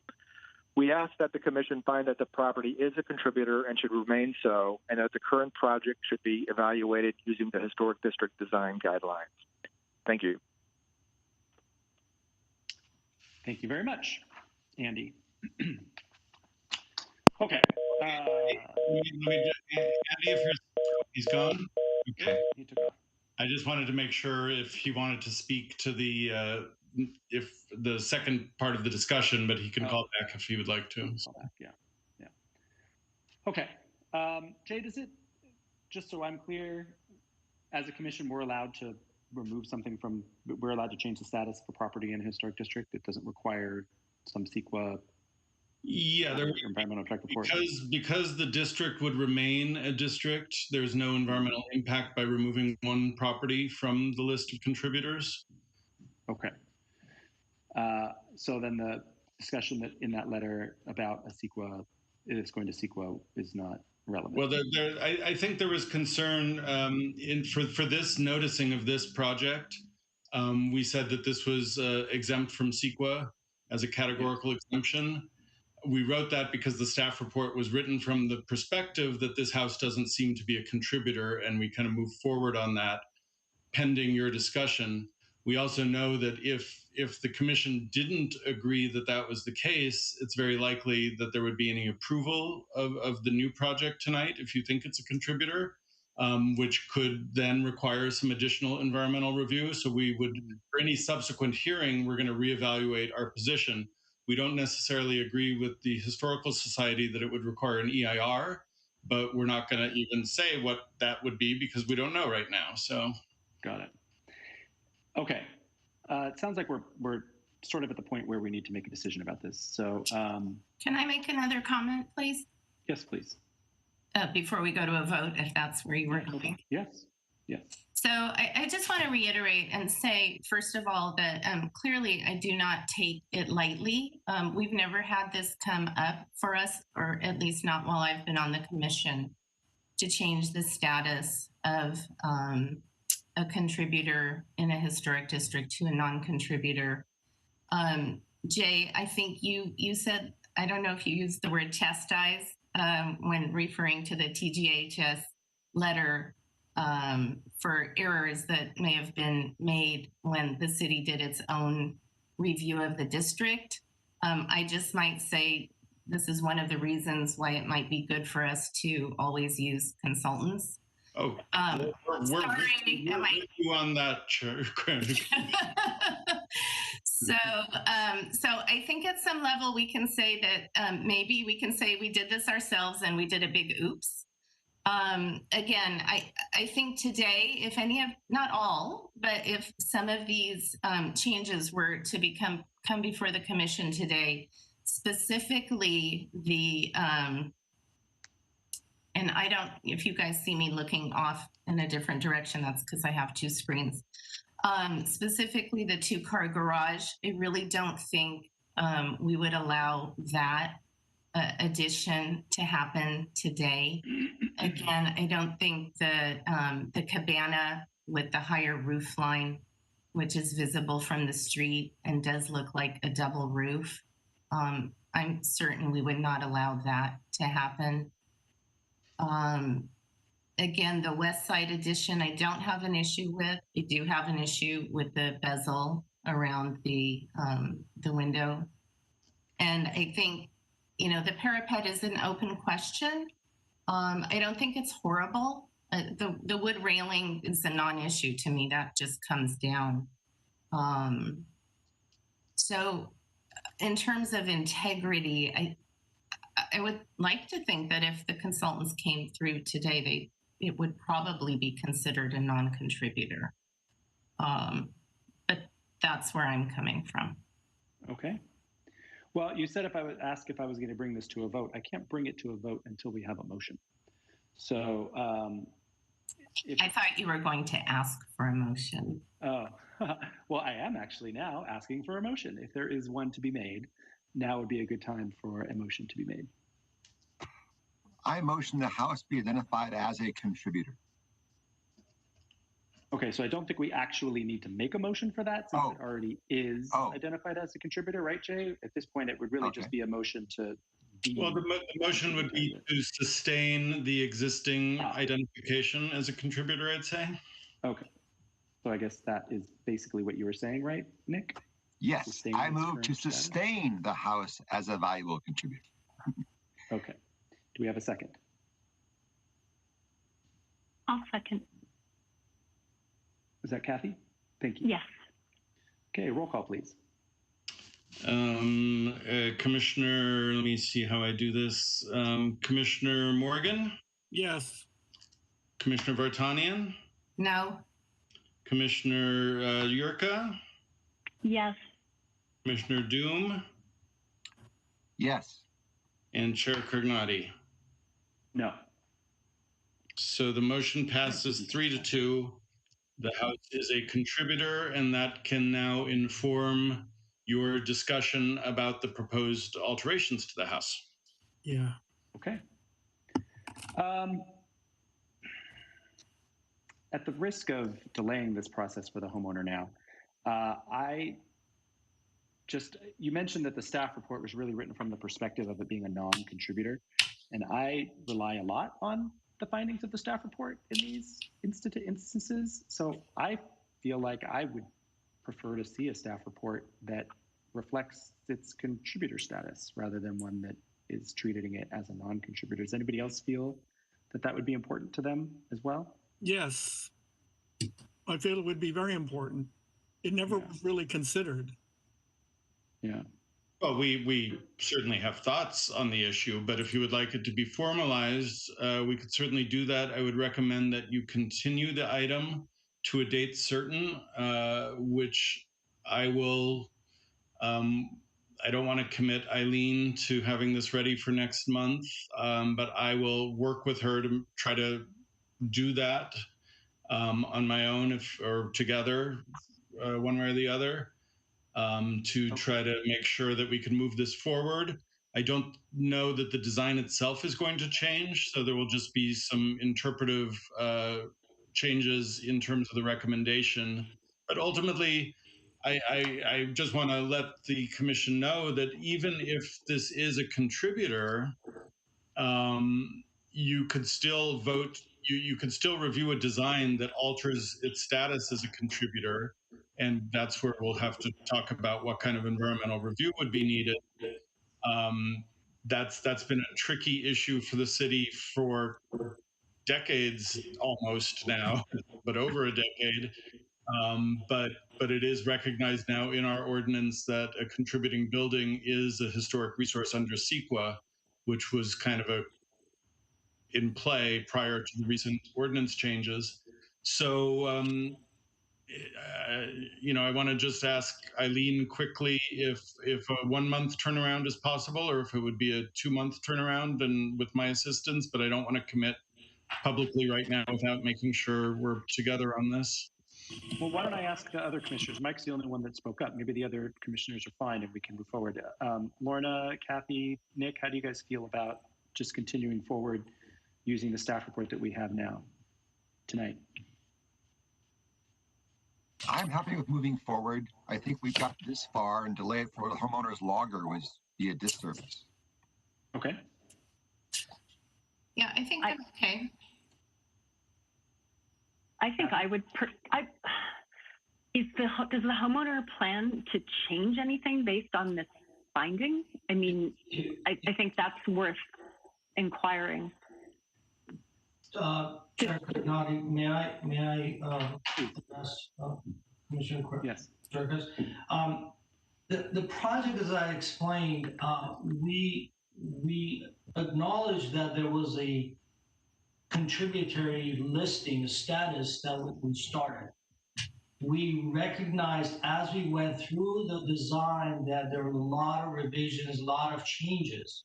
Our goal has been to bring the entire project together.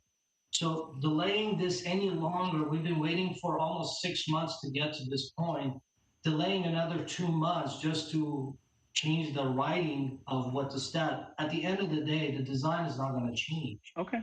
So I just feel, and I can explain a lot of the features that we felt that it was original permitted, which the garage and the cabana that was done inappropriately. What we try to do is address that with some more cohesive design that makes more fitting into the actual overall design. I would appreciate if we can continue, and I can explain a lot of the design thoughts there. Actually, can I? Sorry, Chris. I did want to say that I don't think delaying it by a month is just so staff can re-present it, but presumably some of their recommendations are going to change based on the fact that it's a contributor. At least I would hope so. Yeah, that's kind of where I was going with it. So I totally get Mr. Malekian's point about delay. However, if we could do it within a month, I do think that would be worthwhile to come back with staff's recommendations based on the vote tonight. If there's not going to be any change to the proposed plans, Mr. Malekian, I myself totally fine with having a hearing for the next month. Based on the conditions that was placed by staff, I agree. And we think that by incorporating those changes or conditions, I think at the end of the day, that's all it is. It's just cleaning up some of the fine details that we have exposed, visible from the street side. There's a couple of things that were there that I want to explain and kind of walk the commissioners through with the Google to show why we've done certain things. But in general, all the reviews that were thought of by staff is already put in motion. So I don't know. I think in the big picture behind everyone's mind was this was considered as a historic contributor, but we wanted just to be able to eliminate that from the actual designation because it didn't make sense. But we approached the design as such. Yeah, and if I could just jump in, we would have to make some significant changes to our recommendations, given that it's a contributor. And if the commission would like to have the benefit of those thoughts, I do think the month delay is like Eileen said, we can make this happen. So, Carrie?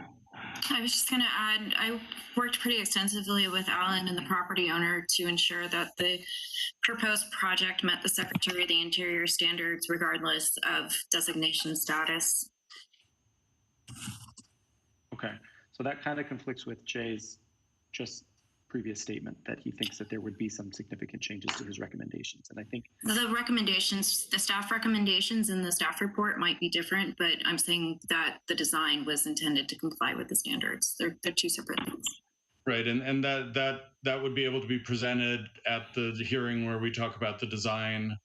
And at this point, I don't know exactly what the staff recommendations will be, but I do know they'll be recommending some significant changes. So, but not necessarily to the design, to clarify. No, to the design, yes. Oh, yeah. I see. Copy that. Okay. All right. So do we need a motion we would need a motion to move this, right? Yeah, we need what we'll look for is a motion to continue to March 18th, which is the next scheduled hearing. And at that point, we'll have a new staff report. The applicant will be able to review that, consider any possible changes or not, and then move forward. So. All right. Can I have a motion? I so move. Thank you. A second? And I'm sorry, was that Lorna? It was Kathy. It was Kathy. Thank you. I have a second. Oh, please. Okay, roll call. Commissioner Doom? No. Not to continue. Okay, Commissioner Morgan? Yes. Commissioner Vartanian? Yes. Commissioner Yurka? Yes. And Chair Crignati? Please. Motion. So we have a 4-1 vote to continue to March 18th.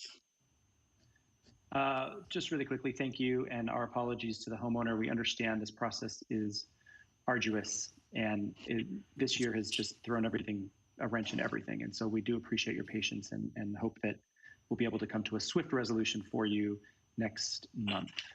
So thank you for your time for coming tonight. We're going to move on to item B, review of the proposed historic district informational pamphlet. All right, let me share my screen.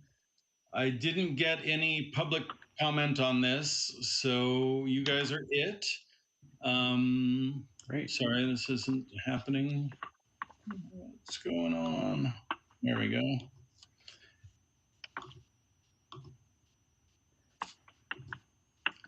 Okay, I'm going to fast forward through lots of slides. Okay, here we are. Oh, there you go. So item 8B, we're going to discuss our fresh historic district pamphlet. Originally, I was calling it a brochure, but that sounded too salesy, so I thought pamphlet, but that's just between us. It's never going to use that word on this thing.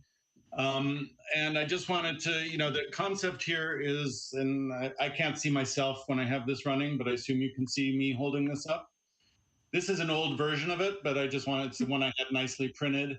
It's going to be a 3-panel We can't brochure. see you, but that's okay.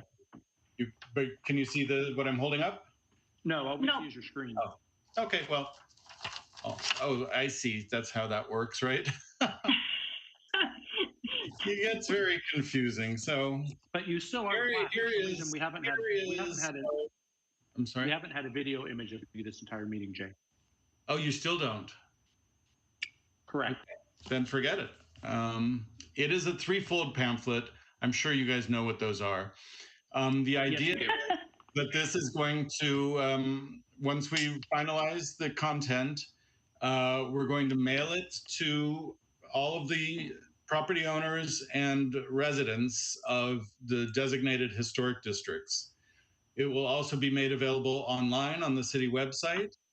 And I haven't formalized or finalized this discussion, but I assume it's worth the city spending some extra money on the printing to print extra copies of this, which will then be available for future educational work, for people working on pending historic districts to be able to offer once we can go door to door instead of doing our virtual petitioning.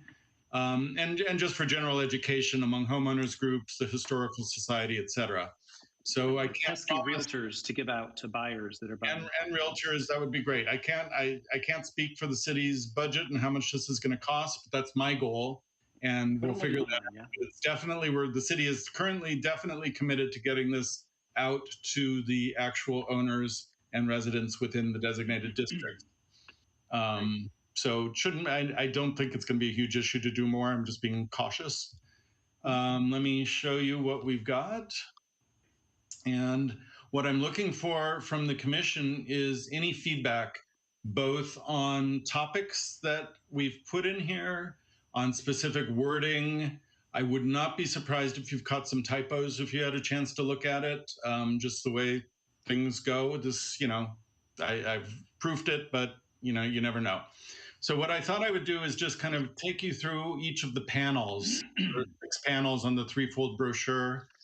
And I'm happy with this design. I can't take credit for this design. This was done a number of years ago when we were kind of mocking this up, and I liked it so much. I thought, well, that's it. We're done with it. We're good with this design.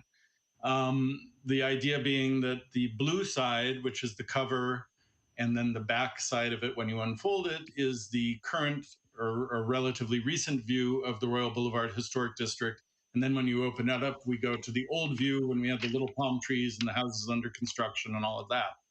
So this panel is the one that when you unfold the cover, this is actually on the back side of the paper, but this is the first panel that you'll see. So I thought this was a good place to kind of just put some basic background information about what is a historic district. How are they created? I didn't want to go into crazy detail on that, and I'll tell you why, especially in a couple of minutes. And then I wanted to also tell people what the benefits of districts are.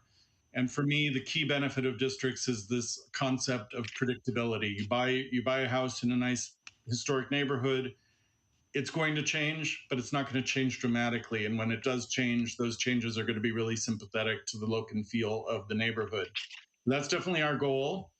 I mentioned the property value argument. There's more and more documentation of that around the country. And even Los Angeles has now developed, which took years and years for them to figure out how to do it, but they've developed some economic analysis that properties in districts hold on to their value in down markets better than non-historic neighborhoods, and actually rise in up markets at a higher rate than non-historic areas. Not a guarantee, but definitely something with evidence. And then I also use this location to kind of put in a plug for the Mills Act program for historic district contributors, which we then have some information on the back panel of how to get more information. That's way too complicated to put in this brochure, but I wanted to make sure it was in there.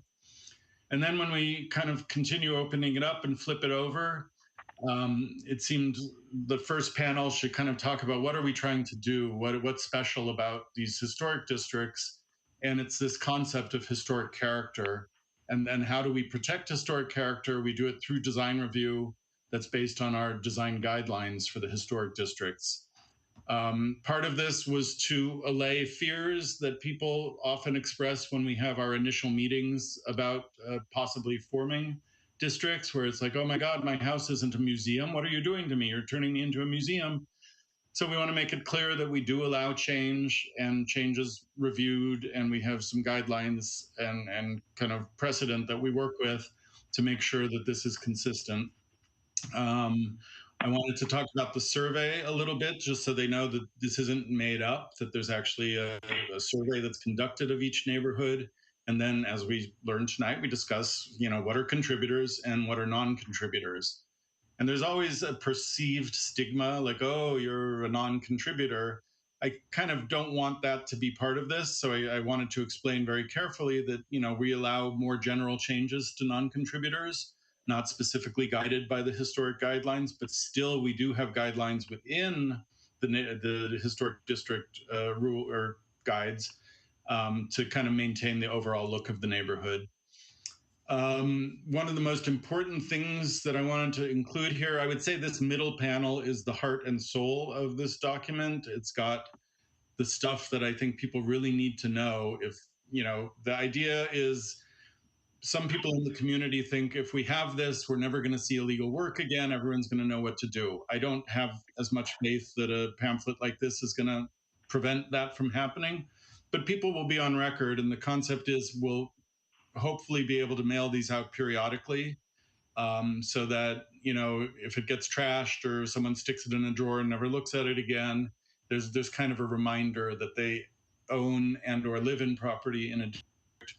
So I wanted to make clear what the guidelines do. So we first start off with what they don't apply to, so people can just rest easy that we're not regulating their interiors, we're not regulating things on the back of the house that we can't see. And with the exception of the Tudor houses, in some Tudor houses, we don't regulate paint color, or you don't even need a permit to paint your house. So that's right up front. Then we want to say, okay, the guidelines do apply to pretty obvious stuff, making additions, facade alterations, window replacements, changing the roof, changing the wall cladding, kind of the big picture stuff. But the more important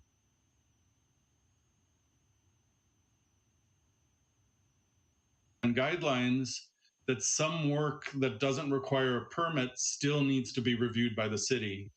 And this is emphasized because even some city staff will sometimes say, oh, that doesn't need a permit, so you don't need any permission. And that's absolutely not true in a historic district. So I wanted to list the main things, the most common things that we see people trying to do that do require them to check in with us. So that would be new doors and existing openings, hardscape issues, driveways and walkways. We've had some problems in recent years with that issue. Recently, the state changed rules for how building permits are required for fences and walls. If we used to require a permit for any reasonably tall wall, now the limit is 7 feet and above. So if someone wants to build a fence or a wall that's under 7 feet, they don't need a building department permit. But we do have a small design review permit for the city, but it falls into that weird crack of, well, I don't need a building permit. So we want to make that clear. Awnings, shutters, trim, light fixtures. And then I put it in the bullet, there are other things. There are things that I can't even think of right now, probably, that we just want to make sure that people call us. Which leads to, if this is the heart and soul, this middle panel, the bottom part to me is the most important thing. I tried to emphasize it. I started putting it in color and it just started looking really cheesy, but I think it's called out by the box, the important, the exclamation point, the font size. Don't do any work without permits. Don't even buy materials without permits. We get that a lot where, but I've already bought my new windows and why can't I use them? And we're sorry, you have to get rid of those new windows if they're not going to meet our requirements. We remind people that it's illegal to work without permits. And then we also remind people about our new demolition deterrence policy. And this, I wanted to reiterate the phone number to call. This is our general line for the planning division. So anyone reading this should hopefully kind of register like, oh, here's a number to call. Let me start researching this. The final panel on the interface, I wanted to explain thresholds and the types of review that we do. And this is the same citywide, but it applies to our historic districts where we have over-the-counter permits, we have administrative design review, and we also have Historic Preservation Commission review. And then we have certain thresholds that can send you into one type of review or another. I focused on additions here because that's the most common threshold issue that we have, but then also include at the end of the paragraph that anything that doesn't meet the guidelines will need review by HPC. The second paragraph there is really for the realtors and the new buyers thinking about districts more than the existing homeowners. And just want to remind people that if you're buying a house that doesn't meet your needs and you think you're going to meet those needs through putting on an addition, so I use the example of a second-story addition because we hear that a lot, we can't say that that's going to be approved. We can't say that it's appropriate. So I wanted to make sure people know that we're available to help walk them through the process and try to understand what's going on. The last two items on this side, I wanted to just address the solar panel issue and the ADU issue, so that people know, that we aren't allowed to do design review on solar panels unless the property has a Mills Act. But I wanted to throw out, we do work with people and have had some success encouraging them to not put panels on the street-facing slope of their roof, for example. And a lot of people do that naturally. A lot of people just don't want to have the panels themselves. They don't like the way they look. But some people want to maximize how many panels they can put up. There's houses on the north side of the street, so their front roof often faces south, which is the ideal place for a panel. And it's something we're going to have to live with in most cases, but we can try to give a little push. And then ADUs, I mentioned earlier that, they are allowed in districts if they meet these two criteria that I mentioned. Finally, this just shows what the back panel looks like when the back side looks like when it opens, but the middle section is what is actually the back side. I guess you still can't see me probably. Oh, you can't because I have the slides up. Anyways, the middle panel just is for more information. For historic district information in general, we send them to the city website, and that's also where they find out about the Mills Act for contributors. They can find the design guidelines. Oops, there's a dash missing there. For people who just have general historic or zoning questions, we want to direct them to the city's email box, and the same phone number where they can call a planner who's on phone duty, who can help direct them to me or to another staff person who can help them. District property information, this is how to find out who's got a contributor, is your house a contributor or not? And this takes them to the property portal, which we've discussed in previous meetings, which is up and running. And then I wanted to make sure that they understand that, how to get applications, which the link that I give them, I found it easier. Our links right now on the current website are like many characters long. So it's easier to do a search just on this main website using the search box. So I'm telling them what to search for, how to find the historic district ordinance. And then when we brought this to council, council agreed, and I'd kind of had this in the back of my head, but sort of forgot about it when I was talking to them. We want to make sure that we have translated versions of this for different members of the community who don't necessarily speak English or read English well.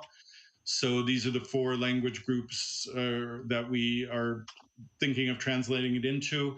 I'm not sure how this is going to be formatted. I think what we're going to do is have a link to formatted documents. So this is a little in flux, and we have to resolve this before we're going to get this to the printer and get moving on distributing it. So hopefully that'll happen soon.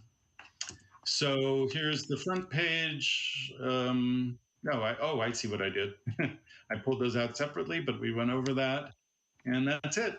So what I'm hoping for, besides the hope that you think it's fantastic as is, and there's no comment, but whatever comments you have about topics, wording, tone, anything like that, I would really appreciate. Okay, thank you. I have a couple of thoughts, but if there's anybody else that would like to go first, you're welcome to. First, if you don't mind.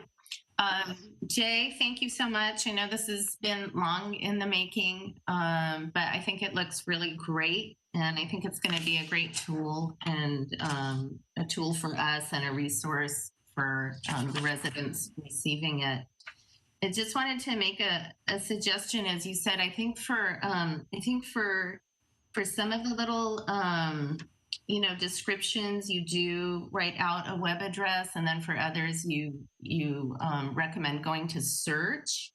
I think if we stick with the search option, I think that's probably going to make a lot of sense. I don't know, for me personally, when I try to go to the csi.glendale.california.gov property portal, I get blocked.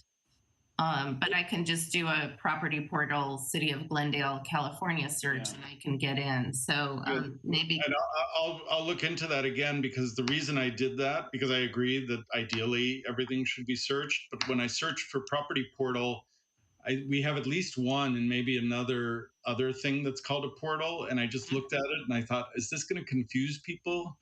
So, but I agree that that's ideal. And I can talk to IS if we're having trouble with the search bits, I guess.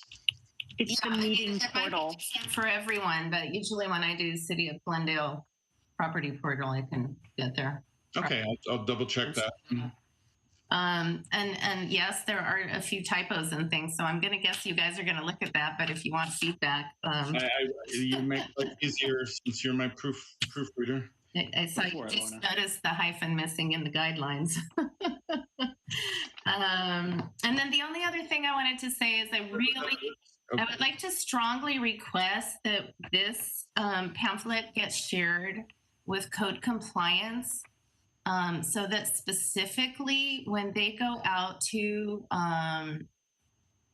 residents, to properties within historic districts for code compliance review, that they have something that they can actually hand to the homeowners. They're going to give them their little citation or whatever the case might be. But sometimes when you just hand somebody a piece of paper that says, you're in violation of XYZ and you need to go to the city, people who aren't familiar with how those processes work have no idea what that means. And I think it would be really helpful for people to be able to have something like this that really lays it out for them. That's a great idea. I hadn't thought of that. And, and we've captured a lot of the common issues, and they can point to it in blue and white or brown and white, whatever it's going to be. So they can say, like, here it is. That's a great idea. So we'll make sure. Thank you. Those are great comments. Why don't you point out those typos for him? I think Jay would like to hear them. Yeah, that would be useful. Oh, I don't think you guys want to go through them right now while we're on. Well, actually, yeah, it does seem silly maybe to do it now, but Lorna and anyone else with typo issues, please just email me and I'll make sure those get fixed. Yep. Okay. Anyone else? Kathy, you have any comments? Yes, I do. I think this is great. Thank you so much, Jay. I think it looks great. I think the information is really ideal. And it just covers a lot of ground in a very thin volume. Lorna, I thought your suggestion about sharing it with code compliance was also terrific. Jay, I have some minor language adjustments. They're not quite typos, but I'm an English professor, so this is like I'm a little compulsive about editing. So there are only a few of them, and I'll just do those over email, and you can take or leave them as you like. I did have a couple of other suggestions that maybe I should deliver and see what other people say. I don't know how to identify this. On the what are the benefits of historic districts, I thought rather than a limited number of contributors that require substantial work, I was wondering if it could be in need of restoration or in need of rehabilitation. It may be that we get only 2 applications and one of them is less substantial than the other. That was just a minor point I was wondering about possibly rephrasing that. Although I also recognize that a lot of people won't know what in need of rehabilitation is. Right, and then those words mean something to us in preservation that may not be people words. But I could, I do want to emphasize that it's, I don't want to give people false hope that this is an easy program to make it through. But yeah, if you have an idea of another word or other language there, that would be great. So. Okay, I'll think about that more. The other one I had was the click, go to the property portal and click on historic link in red. Currently, that link has not been working. Is it functioning now? Last time I used it, it was working. When's the last time you tried? We've had trouble with it off and on, definitely, but the goal is it's going to work. So. Okay, it's been a couple of months since I've tried, but I would try routinely. So it seemed like it was down for a long time, but if it's working again, that's great. At least twice we've had problems where it disappears and then we get it back up again.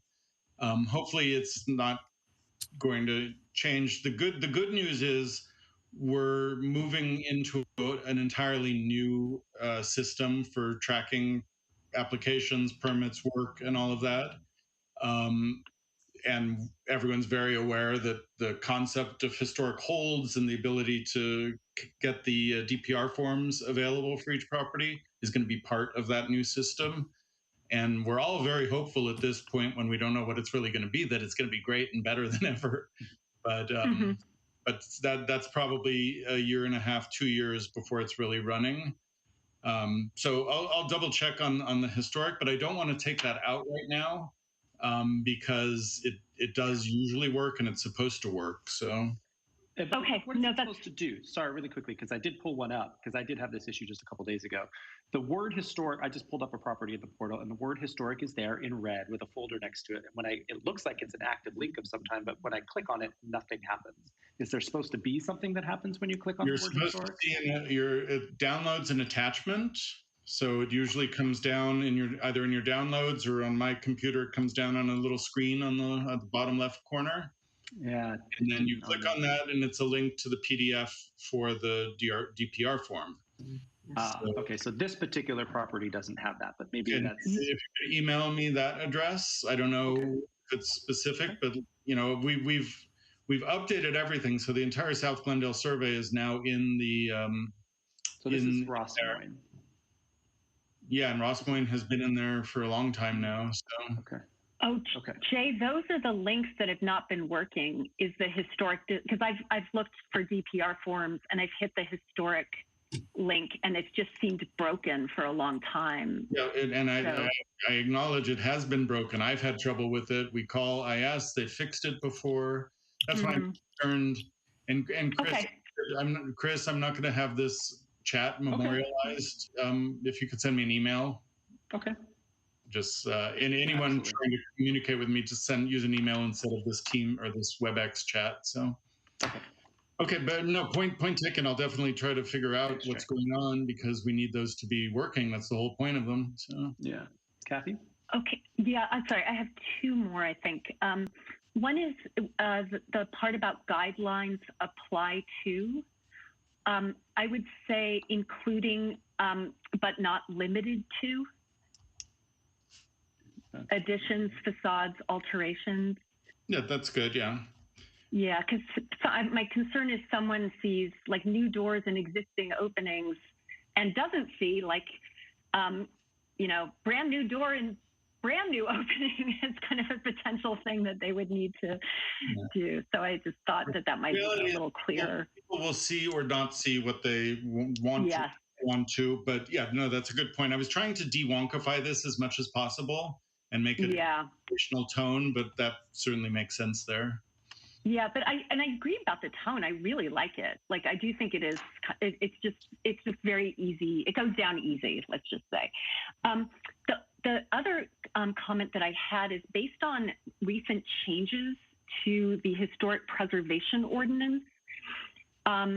I do think that there needs to be reference to the Secretary of the Interior standards for rehabilitation, because it's no longer just the historic district design guidelines that apply.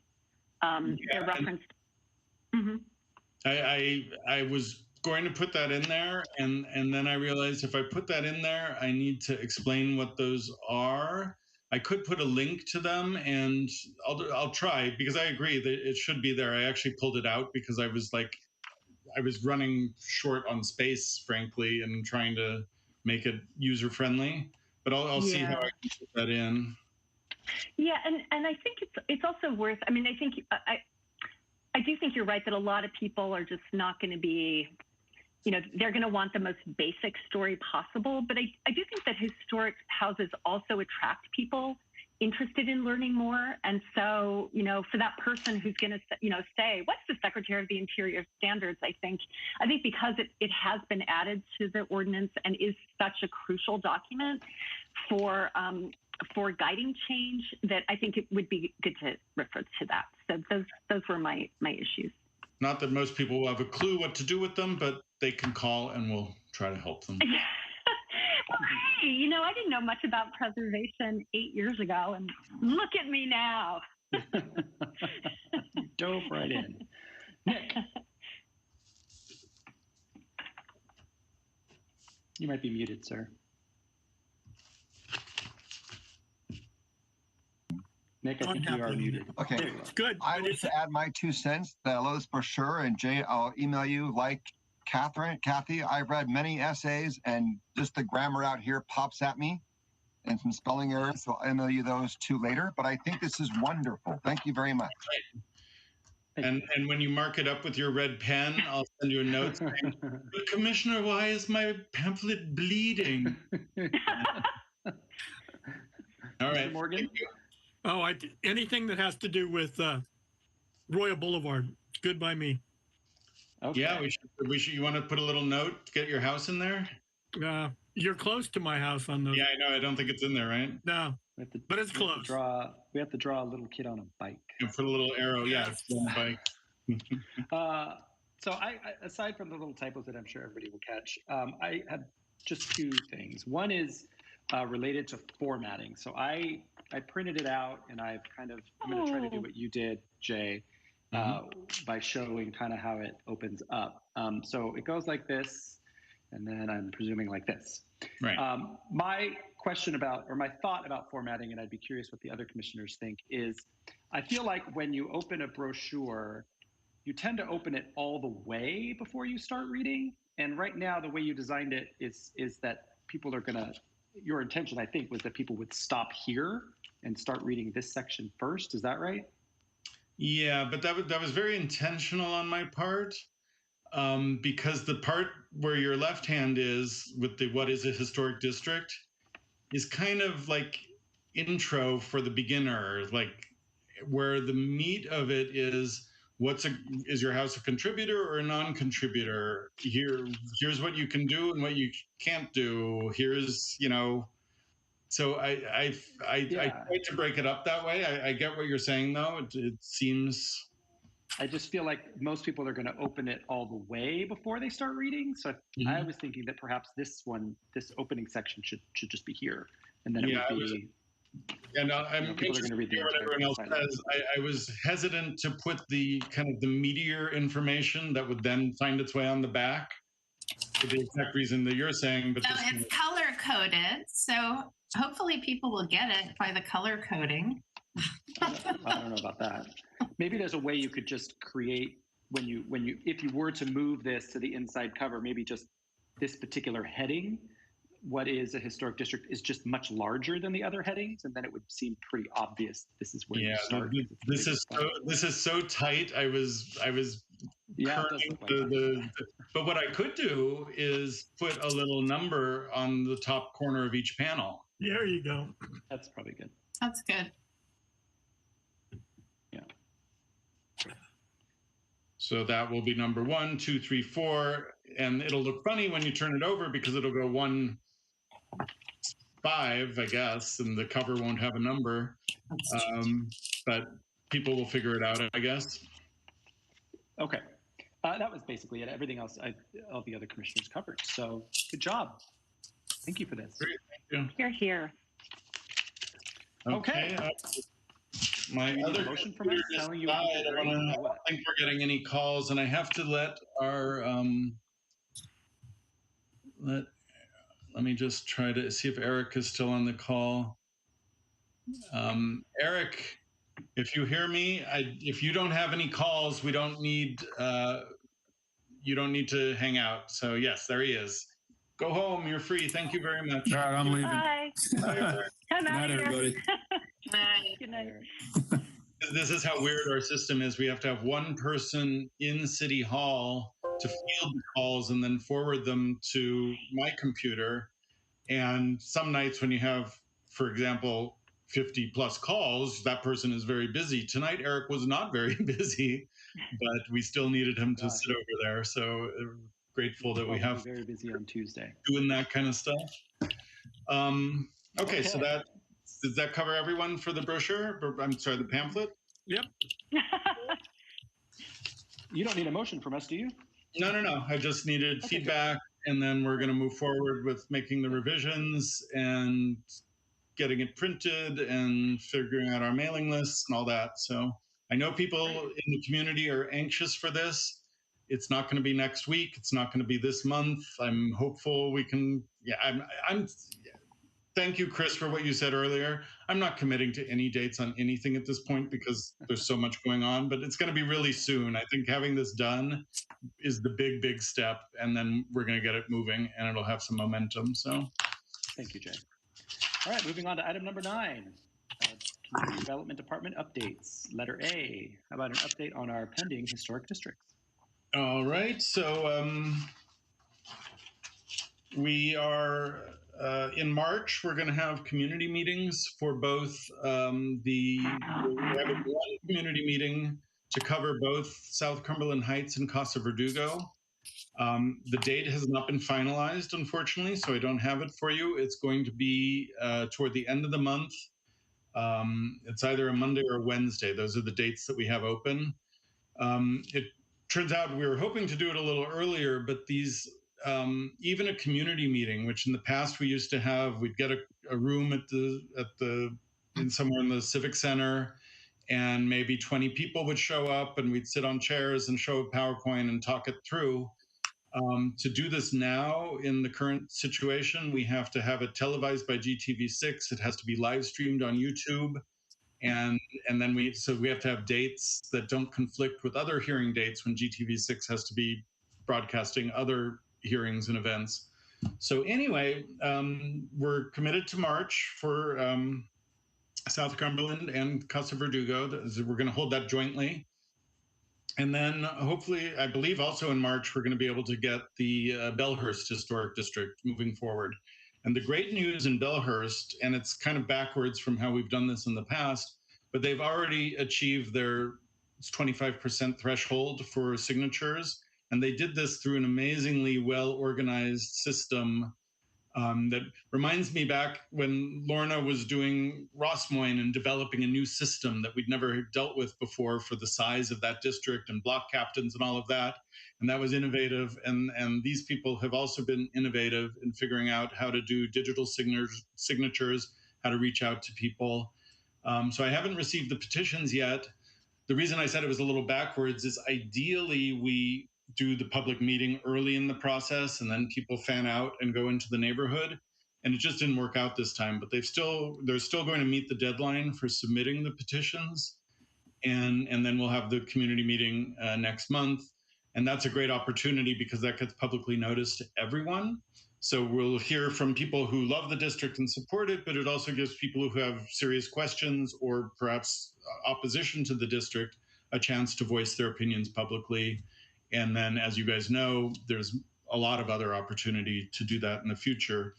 So that's the update for that. So those are moving forward. The next step for Cumberland Heights, or South Cumberland Heights and Casa Verdugo, after that meeting will be they will then be able to circulate their petition, which is actually requesting designation. And I'm hopeful, the people in Bellhurst are very friendly, and I'm hopeful we're going to be able to transfer some of their innovative technology concepts or how they did it to our other districts so that they can pursue this.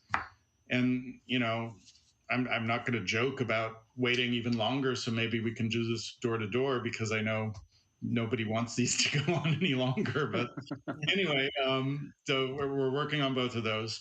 So that's what I have for the historic district update. So Jay, sorry, quick question. Will we also be noticed on those meetings, or how are you noticing those? Homeowners groups get noticed. The Historical Society gets noticed. In the past, I don't think I've noticed commissioners, but I should, I guess. So yeah, I mean, it would be nice if you can, just so that it's sort of I certainly can. It's a matter of remembering to. So I'm going to write a note. But if anyone wants to remind me at the beginning of March that, oh, remember you were going to let us know, I'm not going to take offense. I have a feeling we'll hear through the grapevine of Glendale when these things are happening. But this is the first I'm realizing that we're not even actually leading these meetings, actually. Thank you for asking that question, Lauren. I presumed we were going to be there. So this actually doesn't have anything to do with us. Is that right, Jay? You don't have an active role in it, no, but you can certainly participate, and we would acknowledge that you're there. And if people had questions about what does the commission do, maybe we put you on the spot. Basically, the two meetings are a little different. The Casa Verdugo meeting, I'm sorry, the Bellhurst meeting, we have the consultant. Wait a second. No, we don't have the consultant. We have the consultant presenting for the survey results for South Cumberland Heights and Casa Verdugo. So that will be me and staff and our consultant kind of leading a presentation and then opening up a question and answer session. For Bellhurst, it's just staff kind of field questions, presenting the PowerPoint showing here's what's been nominated. Here's why Historic Preservation Commission felt, and the neighbors, the proponents, think that this is a valuable place worthy of protection as a district. And then we kind of take them through, and a bunch of you have already been through this process where, we have a slideshow, talk about what is a district, what does it mean for you, how do we regulate a district, and then hopefully lots of questions.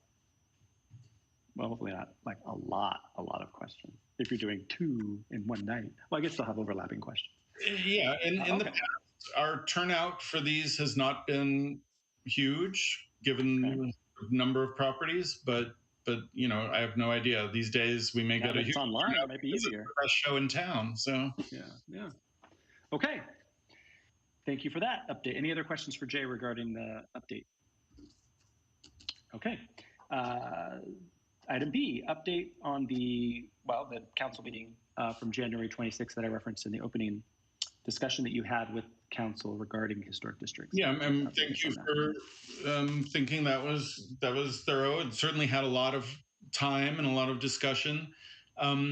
Councilman Najarian had asked for this update quite some time ago, and then it got bumped and bumped and bumped. It wasn't a high council priority, and so it moved forward. Not that it wasn't a priority, I shouldn't say that, but it just ended up getting bumped a number of times. Part of what I wanted that to do was, if you remember, I had brought the Mills Act contributors issue to council, to the commission, to kind of discuss the direction that we were going to move forward, that we were recommending to move forward with. Since council asked us to develop that program, and we gave them kind of a bare bones outline of what it would be when we met with them, this was an opportunity for them to weigh in on it and give us any direction if they wanted any changes, or if they supported it or didn't support it or whatever. So the gist of the meeting started out just saying, here's our existing historic districts, here's our pending historic districts, here's a quick overview of the districts that were identified in the South Glendale survey. We also mentioned the brochure, and that's where the idea of having the translated versions kind of came out publicly. And so the bulk of the discussion was probably about the issue of how long it's taken for districts to move forward these days. And that's where I was mea culpaing all over the place. And thank you, because I know it's not just me leading to that. There's a bunch of other issues involved. But we did make a commitment to do our best to move districts forward in a speedier fashion, council specifically asked us to return with recommendations for streamlining the district designation process. And I mentioned during that presentation and in answering some of their questions that when we started this process that we currently have, it was when districts were new. There was a lot of uncertainty. There was a lot of fear. The Cumberland Heights district had kind of imploded on itself. People were like, what's going on with this? So the structure of how districts are designated and also how they're regulated was based kind of on those concerns, and the guidelines were developed based on some of those concerns. Things have changed, especially in terms of the fact that these things aren't as scary. We have neighborhoods who really want this, and we generally have strong support in the neighborhoods. And while we know that there will always be people opposed to the concept of historic districts or maybe to a specific district, we haven't seen vast numbers of people objecting to districts to date. So the idea that we can start shaving off some time by shaving off some steps, and I have some ideas of how we're going to do this, but I'm not fully formed at this point. So sometime in the next few months, we'll be bringing a report back to council to kind of make recommendations, not necessarily just one solid, this is what we think we should do. It may be a kit of parts to choose from or weigh pros and cons of. So that I think will be great progress, and I certainly support the idea that we can have a faster districting process than we do now. The other main meaty item that the council actually voted on was to support the contributor Mills Act program for contributors as it was presented, which was based on HPC's review and the recommendations from HPC. So they agreed with your approval of that in concept, and because everything's delayed, officially we're already in the position of accepting applications, but the application form has not yet been finalized, and we're going to be working on that. But there's so many other things that we're dealing with. But hopefully this year we'll start seeing some applications. And I think I mentioned to you and also to council, we're going to try to broadcast this. So we're hopeful through your network, through the Historical Society, through the realtors in the community, through the neighborhood associations. We want people to know that this exists, because the reason it didn't really go anywhere is we didn't have any interest for several years after council set this up, or it didn't set it up, but asked for it to be developed. So anyways, those are the big takeaways from that discussion. Great. Anybody have any questions for Jay about that discussion? Okay. No, just thank you. I know that was a long night, Jay. Yeah, well, it's not that late tonight. No, we're doing okay still. So let's. And we only had 2 real items, okay. And then finally, on the Harrower Lab at 900 East Broadway Senior Housing Projects, Jay. Thank you. Yeah, just a quick update on that. And I just got some information just before the hearing that I wasn't able to verify what the structure is going to be. I originally thought we were bringing both of these projects to HPC in March. There's all kinds of deadlines on the housing end of things in terms of applications and funding and the different internal things for doing affordable housing projects. So I don't quite have the definitive information for you in terms of dates, but I just wanted you to know that it's coming soon. So it'll either be at the next hearing or the April hearing. You may hear the Harrower Lab project is a binding review because it's on the Glendale Register. And this is the conversion of the Tobin World buildings that were originally the Harrower Lab into a senior housing project that involves the rehabilitation of all the existing buildings and the construction of a new building to increase the unit count, some major landscape changes, or the creation of a landscaped courtyard for the residents of the building.